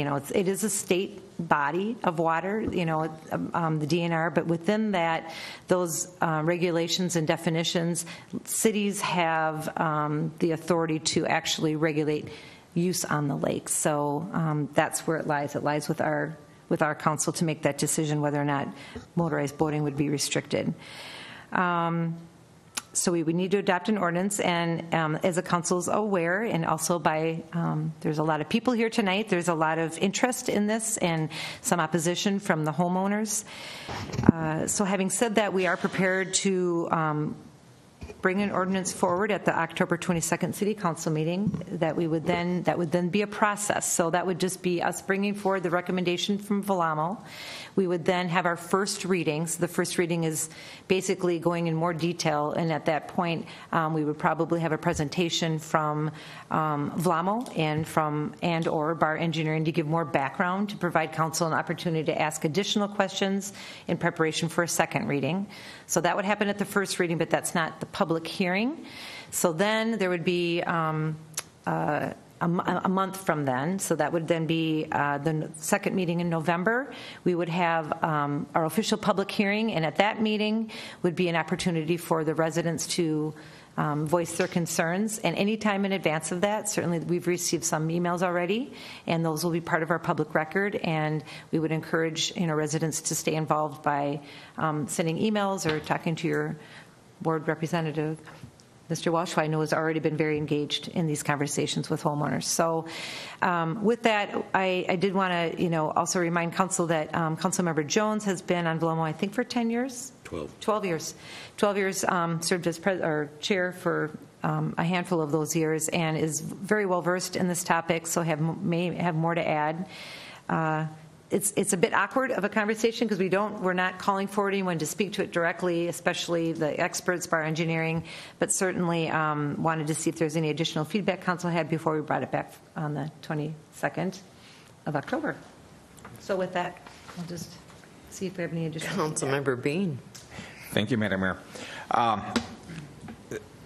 The questions I'm going to want answered when we have the ordinance meeting is, what are the consequences of inaction?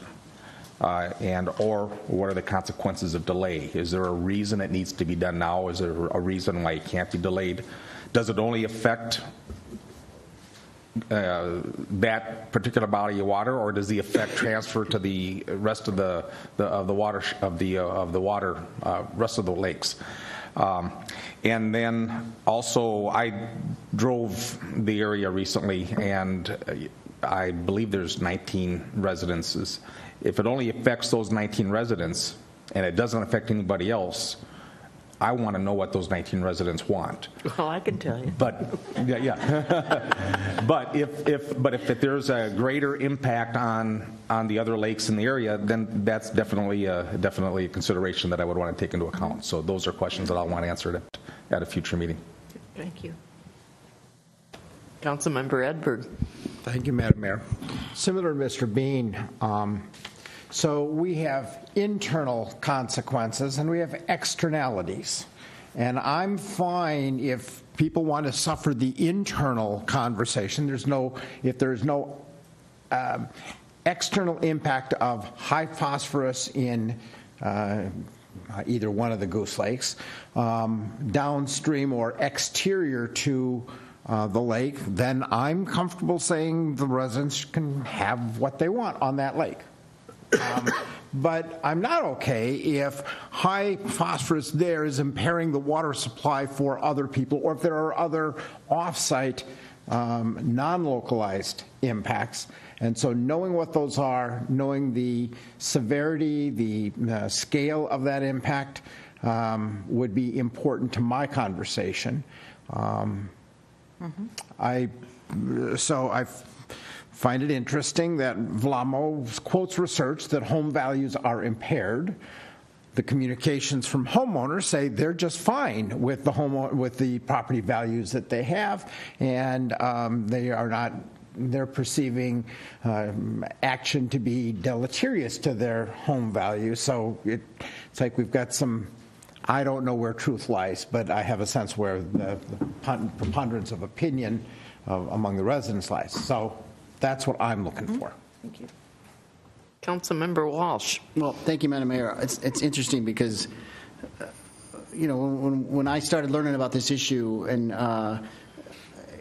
I treated it similar to the alley discussion we had earlier today, where you're not using the alley today, but a future owner may use the alley. So I agree with you. We need to really listen to the current homeowners, but the homes can turn over and we can have new residents there.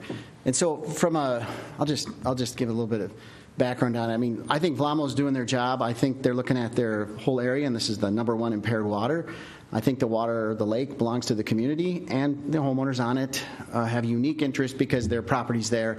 They have expectations when they bought those property, when they improved properties, that boating would be part of that value. So there's huge interest in property rights on the lake.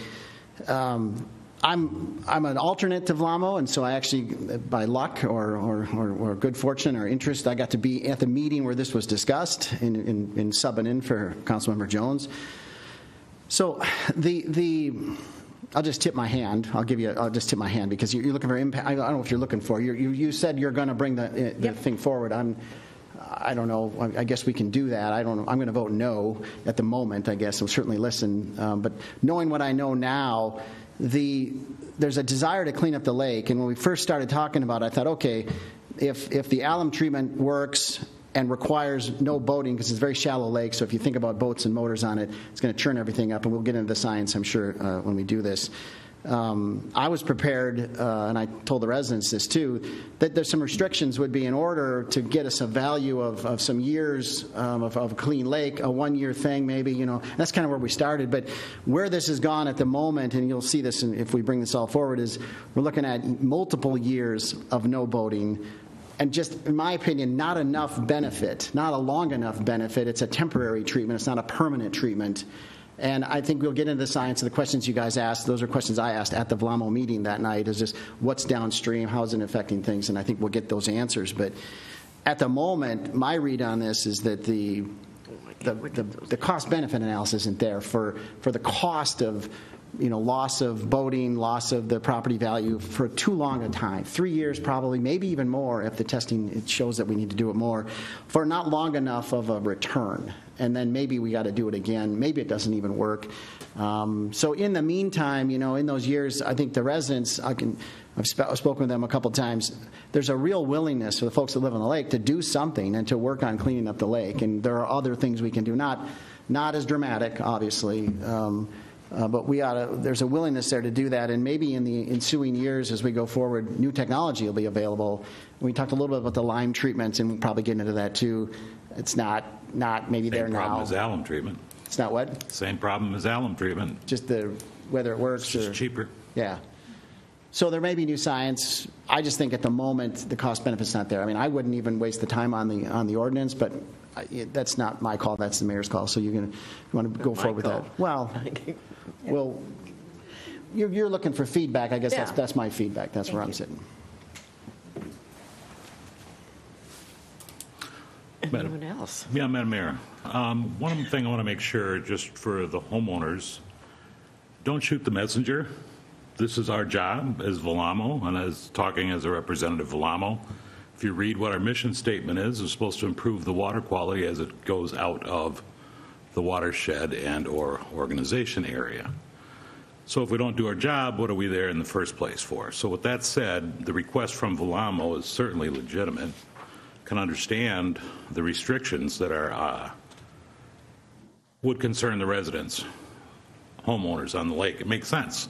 It's not new information. This has been for over 5 years, folks. This has been Vlamo's #1 objective on a water plan. That's comparative to our comp plan. This is not new information. Sorry if you didn't read the comp plans when they came out every year that were given to us. So with that said, not anything new on that. As far as what alum treatment is, there is no other treatment. As of today, there is no other treatment. 80% of all the pollutants that are in, which is phosphorus mostly, is internal loading. It's not going away.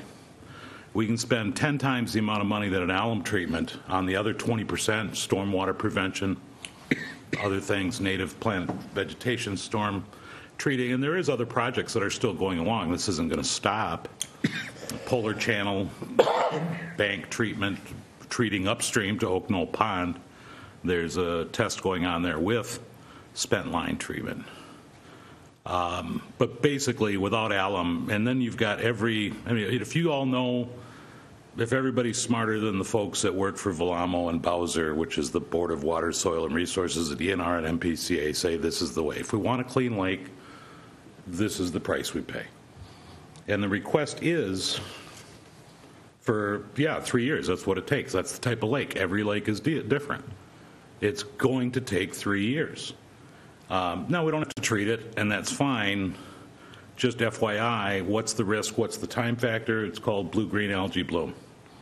We've heard about it. Dogs are dying about it. It's severe health effects. This lake is ripe for that, so I would say, hey, look into that. That would be my concern as far as it's getting done. It's just for the first treatment. Yeah, it might only last 7 to 10 years. Bald Eagle spent a heck of a lot more for a 15 to 20-year treatment, a heck of a lot more for a lot bigger lake. It does affect a lot of other people with where the water goes and through other neighborhoods going downstream. But with that said, if we don't want to clean the lake, that's fine. We'll move on. Goose Lake forever has been a terrible lake. The city has pumped its own sanitary waste into it, that it's still there. I've had our staff, in our last Velamo meeting, I asked directly to one of our staff members who has children who test the lake every single month, multiple times a year, would you let your children swim in that lake? Nope. That's the answer.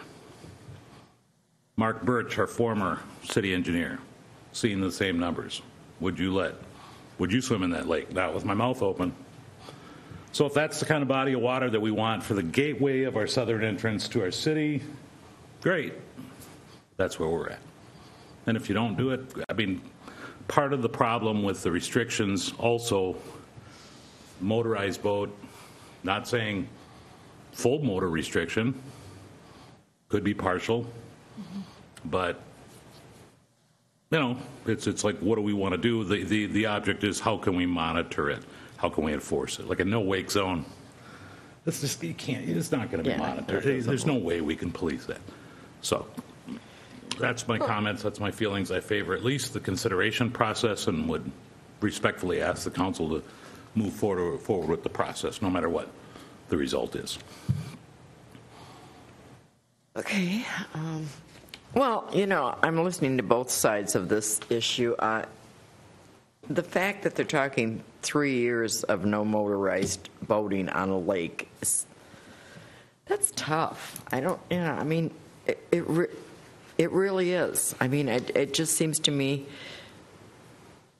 because this is a small lake, we can say we can do that, but we couldn't do that to White Bear Lake or Bald Eagle. Well, Township couldn't do it to Bald Eagle Lake. Because it's a small lake, we can say that, but if it was a bigger lake, we wouldn't be able to. Is that the case? If it was that polluted? Well, no, but I'm just saying. There'd be a lot of opposition. A lot more opposition. Yeah, let's take in 5 communities. But no, I'm just saying that bothers me, plus the fact that this seems to be the only known so-called treatment for this, but it doesn't seem to be like. Madam Mayor, can I inject? I forgot one point. This is to remove it. What's the goal? To remove it from the state's impaired lake list. And a reasonable argument against this is that we don't care. I mean, really. No, I don't think that's it at all. Can it get better? Can we, improve the lake with other means? Yes. Can we reduce that? It is one of the worst lakes in the state, but that's the goal. Well, I totally get that, but what bothers me is that this is not. So they give it up for 3 years, and then it doesn't work, and then they try it again. Is this how this works? How many times do we do this? I guess those are the kind of things. But I guess you're asking now if we should go forward with an ordinance. I would think, if I'm looking at you all, I would think the majority would say yes, but to the process. To the process, yes. Yep. Not vote on it, but do the process. If looking at you and listening to you, I would say that you are telling me yes. So reluctantly, I would say let's staff draft the ordinance. If council's in favor of that, so. Thank you. And Mayor and members of the council, and to those who are concerned homeowners, I hope that it was emphasized enough in this conversation that really it's important that we have the process to at least be able to have the discussion so you can come forward and speak. And also, I think with respect to the number of years and all of the research that VLAMO has put into this recommendation, I think it would be important for our council at least to have that heard. And then a lot of the questions that were brought forward, I think we'll have more answers when we have our engineering and VLAMO staff before us to present that. And then the council will need to weigh those presumed benefits, and we'll hear from them to the costs, which was not just the financial costs, but the cost of the property owners as vocalized by those that are here and others. But Councilmember Edberg. Thank you, Madam Mayor. So in terms of process, would there be wisdom in holding off on spending staff time to draft an ordinance, but to invest time in having that conversation in front of us that lays out science,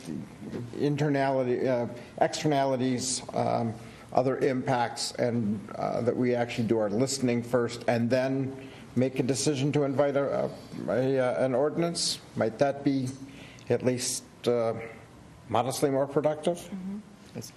Is time of a problem? I mean, is this what they're... Go ahead. Well, did you want to say something to that? I guess my comment would be if we were to do, I wouldn't object to what Councilmember Edberg proposed, but I would want to seriously consider allowing public comment at that time. You have to. I mean, because right now we only allow public comment if we're dealing with an ordinance. Right. So this would have to be an additional public comment period, even if we don't have an ordinance ready. Councilmember I think it's a wise approach because Councilmember Jones and I have had the benefit of a lot more information than the rest of the council. So getting them up to speed on the background of the science and all the work that VLAMO's done, hearing from them would be beneficial. Mayor and Council, in response to your question, maybe more specifically, Councilmember Edberg, I think with regard to process, you know, the ordinance itself would be not difficult to draft. We've already anticipated the need to draft something. I think we had talked, the mayor and I had talked about having VLAMO present actually at this discussion.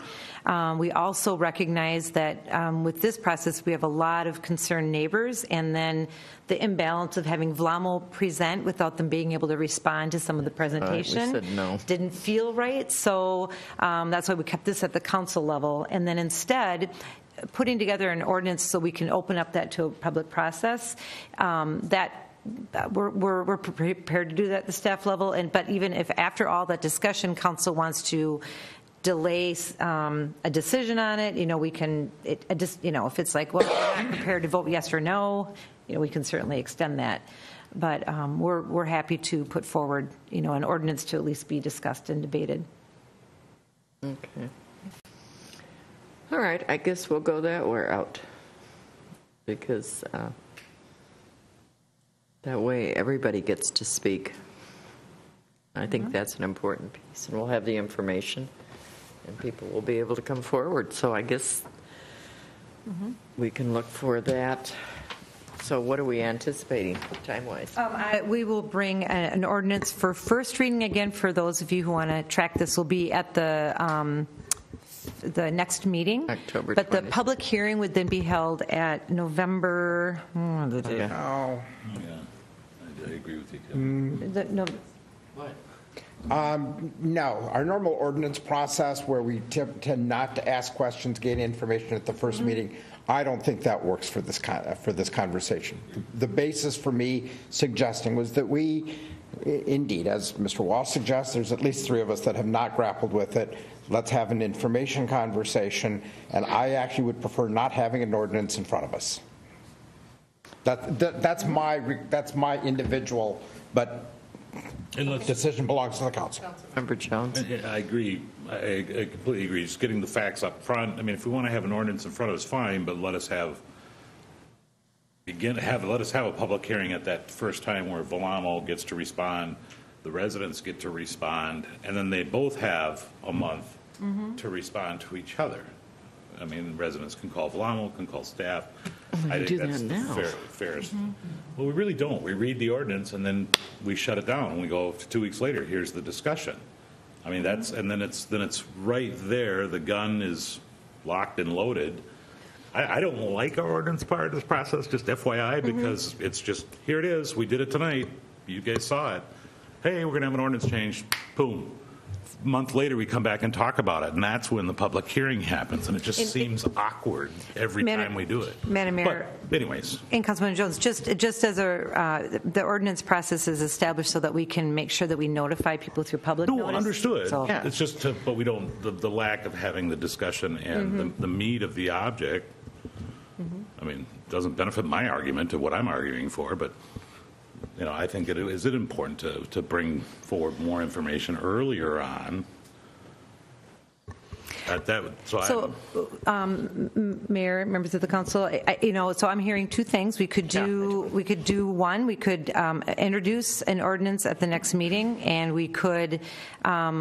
We can certainly take public comment. There's there's nothing that restricts us from doing that. It isn't officially a public hearing because that requires certain notification in our newspaper, which is our ordinance process is established. So after first reading, you publish in the paper, so you have your formal public hearing. Then at the second reading, and that gives everyone outside of just the folks that have been paying attention to it an opportunity to come if there's additional interest. So that's pretty important that we stay to that process, but absolutely if there's interest from the council to have a presentation and have public comment, we can certainly do that. There's nothing that restricts us from that.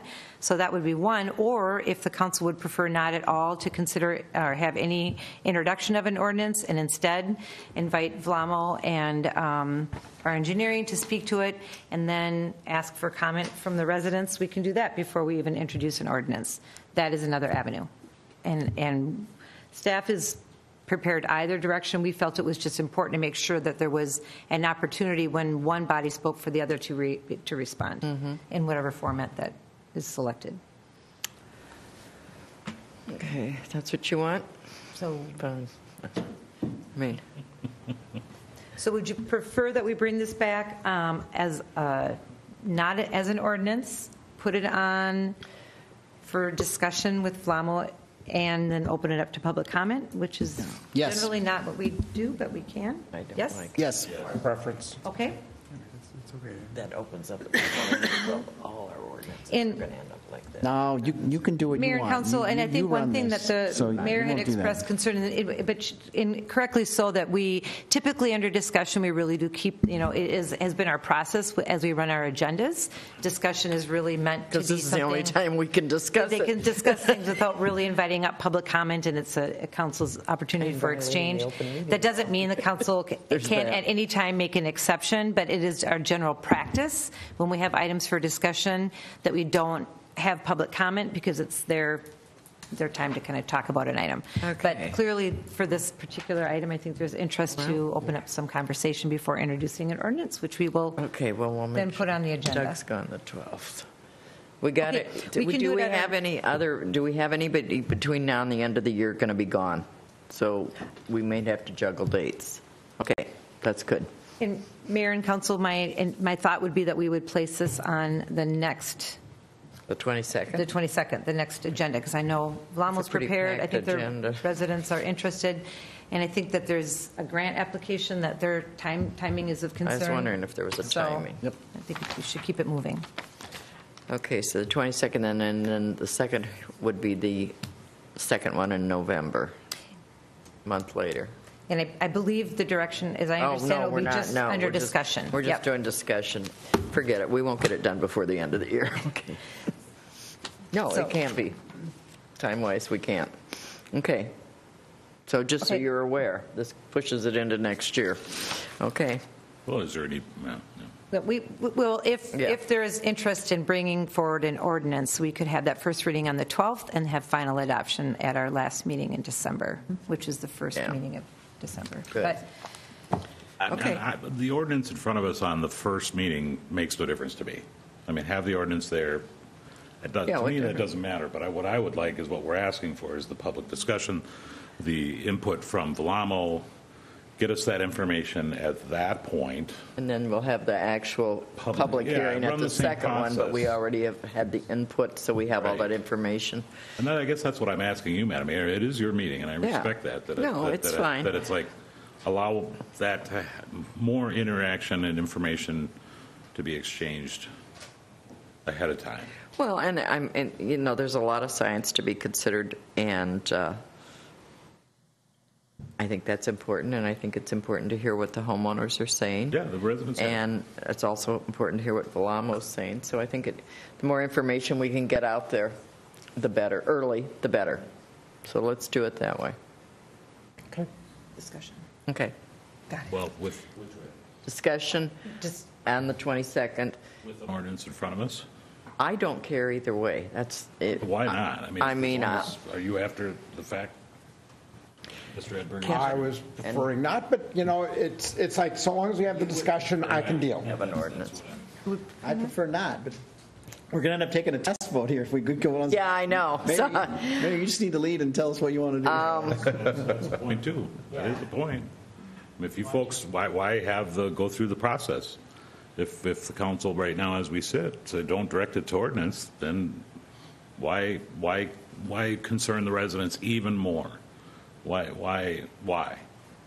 If you don't think you're going to... Well, I'll make that argument. But The argument is another body of citizens and who has a mandate to take care of clean water has come to us with a recommendation. We need to give that seriousness, serious consideration. They deserve that. So we have an obligation to take up that part of the conversation. The fact that we also have citizens who are not on board or may not be on board is another part. We got to balance both. That's our job. And however we do it, so long as we have that conversation, you prefer the ordinance? we can do it. Would you like to bring the ordinance? Yeah, Mayor, members of the council, actually, you know, there was something you had said just also made me think that it does, because it is a topic that does concern very specifically the homeowners, and of course, Valamo has an interest.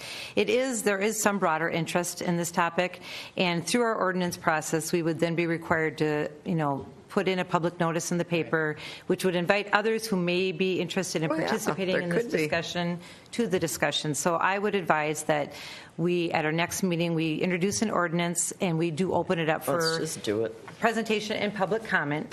And then we wait a month, then we'll come back for a second official public hearing where there'll be additional opportunity for comment. So the residents will have two shots at it. It's cleaner. And Valamo will, and also others that are interested in the topic can come to the public hearing if they read about it in the White Bear Press. I think that's an excellent. I think so. So that's the way we will do it then. Okay. All right. So on the 22nd, you will be back with an ordinance. Yes. We will take public comment. We will hear from Valamo. Then we will wait a month and have a public hearing, and then go from there. Okay. All right. Okay. Moving on to communications from the city manager. Okay. I only have a few things. Well, I did put first, just real briefly, so I'm probably still suffering from a bit of jet lag, but we did return from our exchange with our partner city in Germany as part of our Climate Smart Municipalities program. I can say for myself that it was a pretty amazing exchange, a lot of things, a lot of learning, a lot of interaction with business people, with people in Parliament, and also at the local level, at their council level. So we have a lot of takeaways. I know I have a meeting scheduled to do some additional follow-up with the members that had gone on this exchange. So we intend to come back at the next meeting with a kind of a very brief but summary presentation. Slideshow. We got to see slideshow. photos. It will be a slideshow. You want to And then with and also some takeaways. We did leave Ludenscheid with some sort of to-dos between now and next year, and we'd like to share those with council and make sure that we're all kind of streaming in the same direction. But that's what I have to say about it, and we'll have more at the next meeting. But I just wanted to see if any of the council had any remarks. I have something. I'm eternally grateful that I am in a city where we only have 5 council, because the city of Ludenscheid has 50. Count them, 50. 75, right? 75. I am and they are all different political parties, and they form fractions and coalitions, and it's just sounded really fun, But they get things done. I have to admit, there's some interesting things going on. Yep. But that would be one of my takeaways. Yes. It was very interesting to see. Mm-hmm. I had a takeaway too. I mean, it was very interesting. The learning. I mean, I explained it to my friends and families like I've gotten college credit for somewhere in the past, and it was just an unbelievable learning. We do some things better than they do. They do some things better than we do, and yeah, we can learn from each other. Yeah, Kevin. So it seems to me that there are a number of ways to engage on this conversation, and one of the key ones that I took home particularly from our last day was, so there are many fine and good reasons to think of this from an environmental and global climate change conversation. There is an equally compelling, if not perhaps more compelling, conversation about where does the future of energy supplies and energy usage drive our economy, and the changing cost of production for the generation of power, the ability to get things done, has transformed rapidly in the last decade or so, and is likely to continue at a pace that gives us not just one lens, but at least a second lens to use in considering how our thinking around energy fits. And we saw a number of applications and ways of thinking about that I think are useful to informing our life here. Okay. Thank you. More to come on that, clearly. So also just a reminder to council that next Tuesday we have a work session scheduled, and we want to have some discussions about racquetball, use of that area for racquetball armory, some street projects for 2020. Just want to have a review of those to make sure we're going in the right direction as we continue our planning already. Quick update, just a brief update on our BRT, just on the stations, I know that you've already gone through a lot of those conversations, Mayor, but we want to make sure the rest of the council is informed on where they're at with their planning, and as they've done with their policy advisory committee, and a few other miscellaneous things, but that's primarily what we'll be hitting at our next work session. And then lastly, we do still have one more work session for the year, and then we'll wrap it up. That would be November 19th, and that will be to talk about our non-general fund budgets, so primarily capital budgets, and also our enterprise funds like sewer, water, ambulance. So before we go, I have to say one more thing. Today is the 100th anniversary of the founding of the American Legion Post in White Bear Lake. And so I was over there at 4 o'clock and they did a little ceremony, so I just want to offer our congratulations. We don't have a lot of organizations that are 100 years old in the city. I can only think of 2 or 3 others. So it was pretty amazing. So congrats to them. So I think Paul had one more quick thing, right? And then Steve's got something. 5 things I'll make them very brief. Not one more. 5 I will things. make them very brief. You can't have 5. Just broad picture. I'm just going to bring this to you quickly. First off, as we finish up our 2019 street projects, we're going to go right back into our 2020. Just want to bring this in front of council quickly. The 2 areas that we're looking at for reconstruction in 2020 is Cottage Park area, kind of the south end of the lake, and Bel Air Avenue, south of County Road E. So those are 2 of the kind of more major reconstruct areas. A number of mill and overlay areas, including several parking lots of our parks.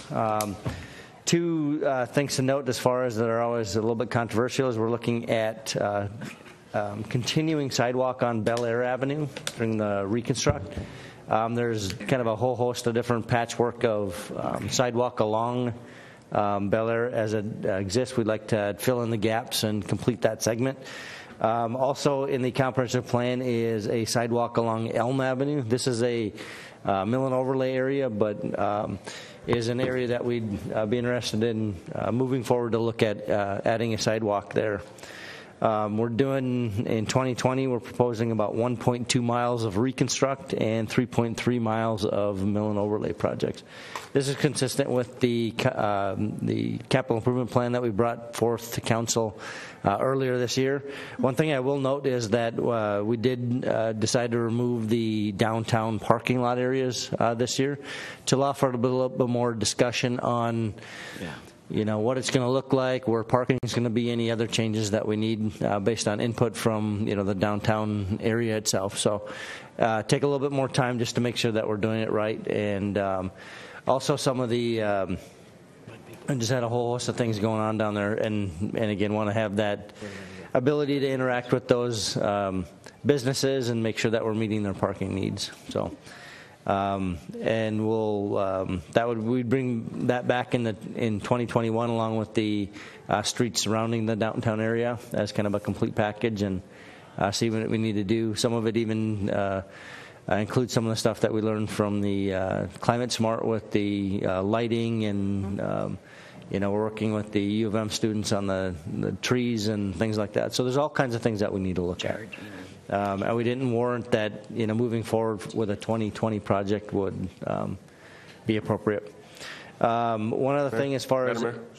Paul, can I ask you, the sidewalk on Elm, is that by Willow School towards White Avenue, or on the other side of... So it would go on the north side, or right now we're looking at putting it on the north side of Elm from basically Willow School. That neighborhood has a lot of sidewalk in there.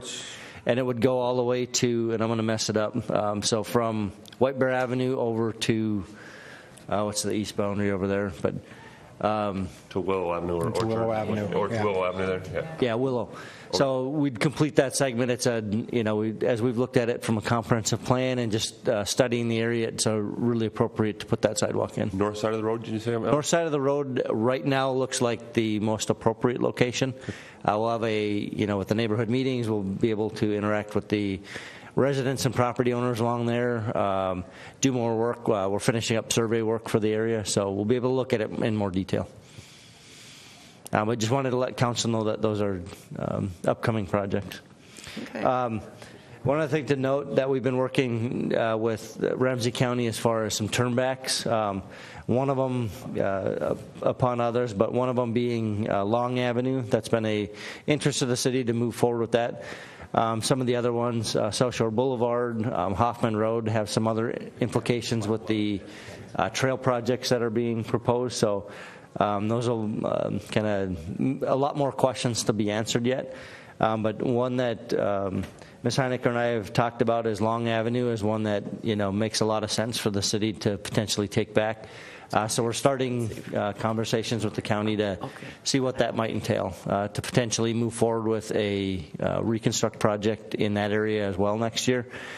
Typically in a turnback situation like that, the county would be giving us financial contribution towards the segment that we do take as a turnback. So right now it wouldn't be a budget impact to the city unless we were to go above and beyond kind of a normal roadway segment. So more to come on that.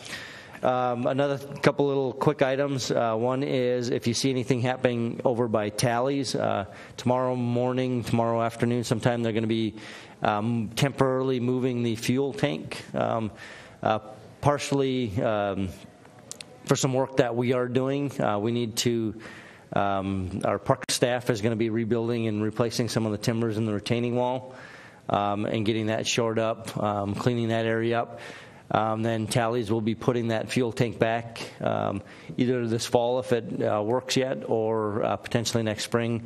They need to bring their fueling operations up to compliance with some of the piping and monitoring, some of their dispensing techniques. So it's kind of in conjunction. It makes sense to do it all as one piece. So if you see activity over there or hear of anything, that's what's happening. So we're approving that? As part of the agreement, I'll let Ms. Heinecker speak more to it, but as part of the original agreement that we have with them, that was our responsibility. To charge more rent.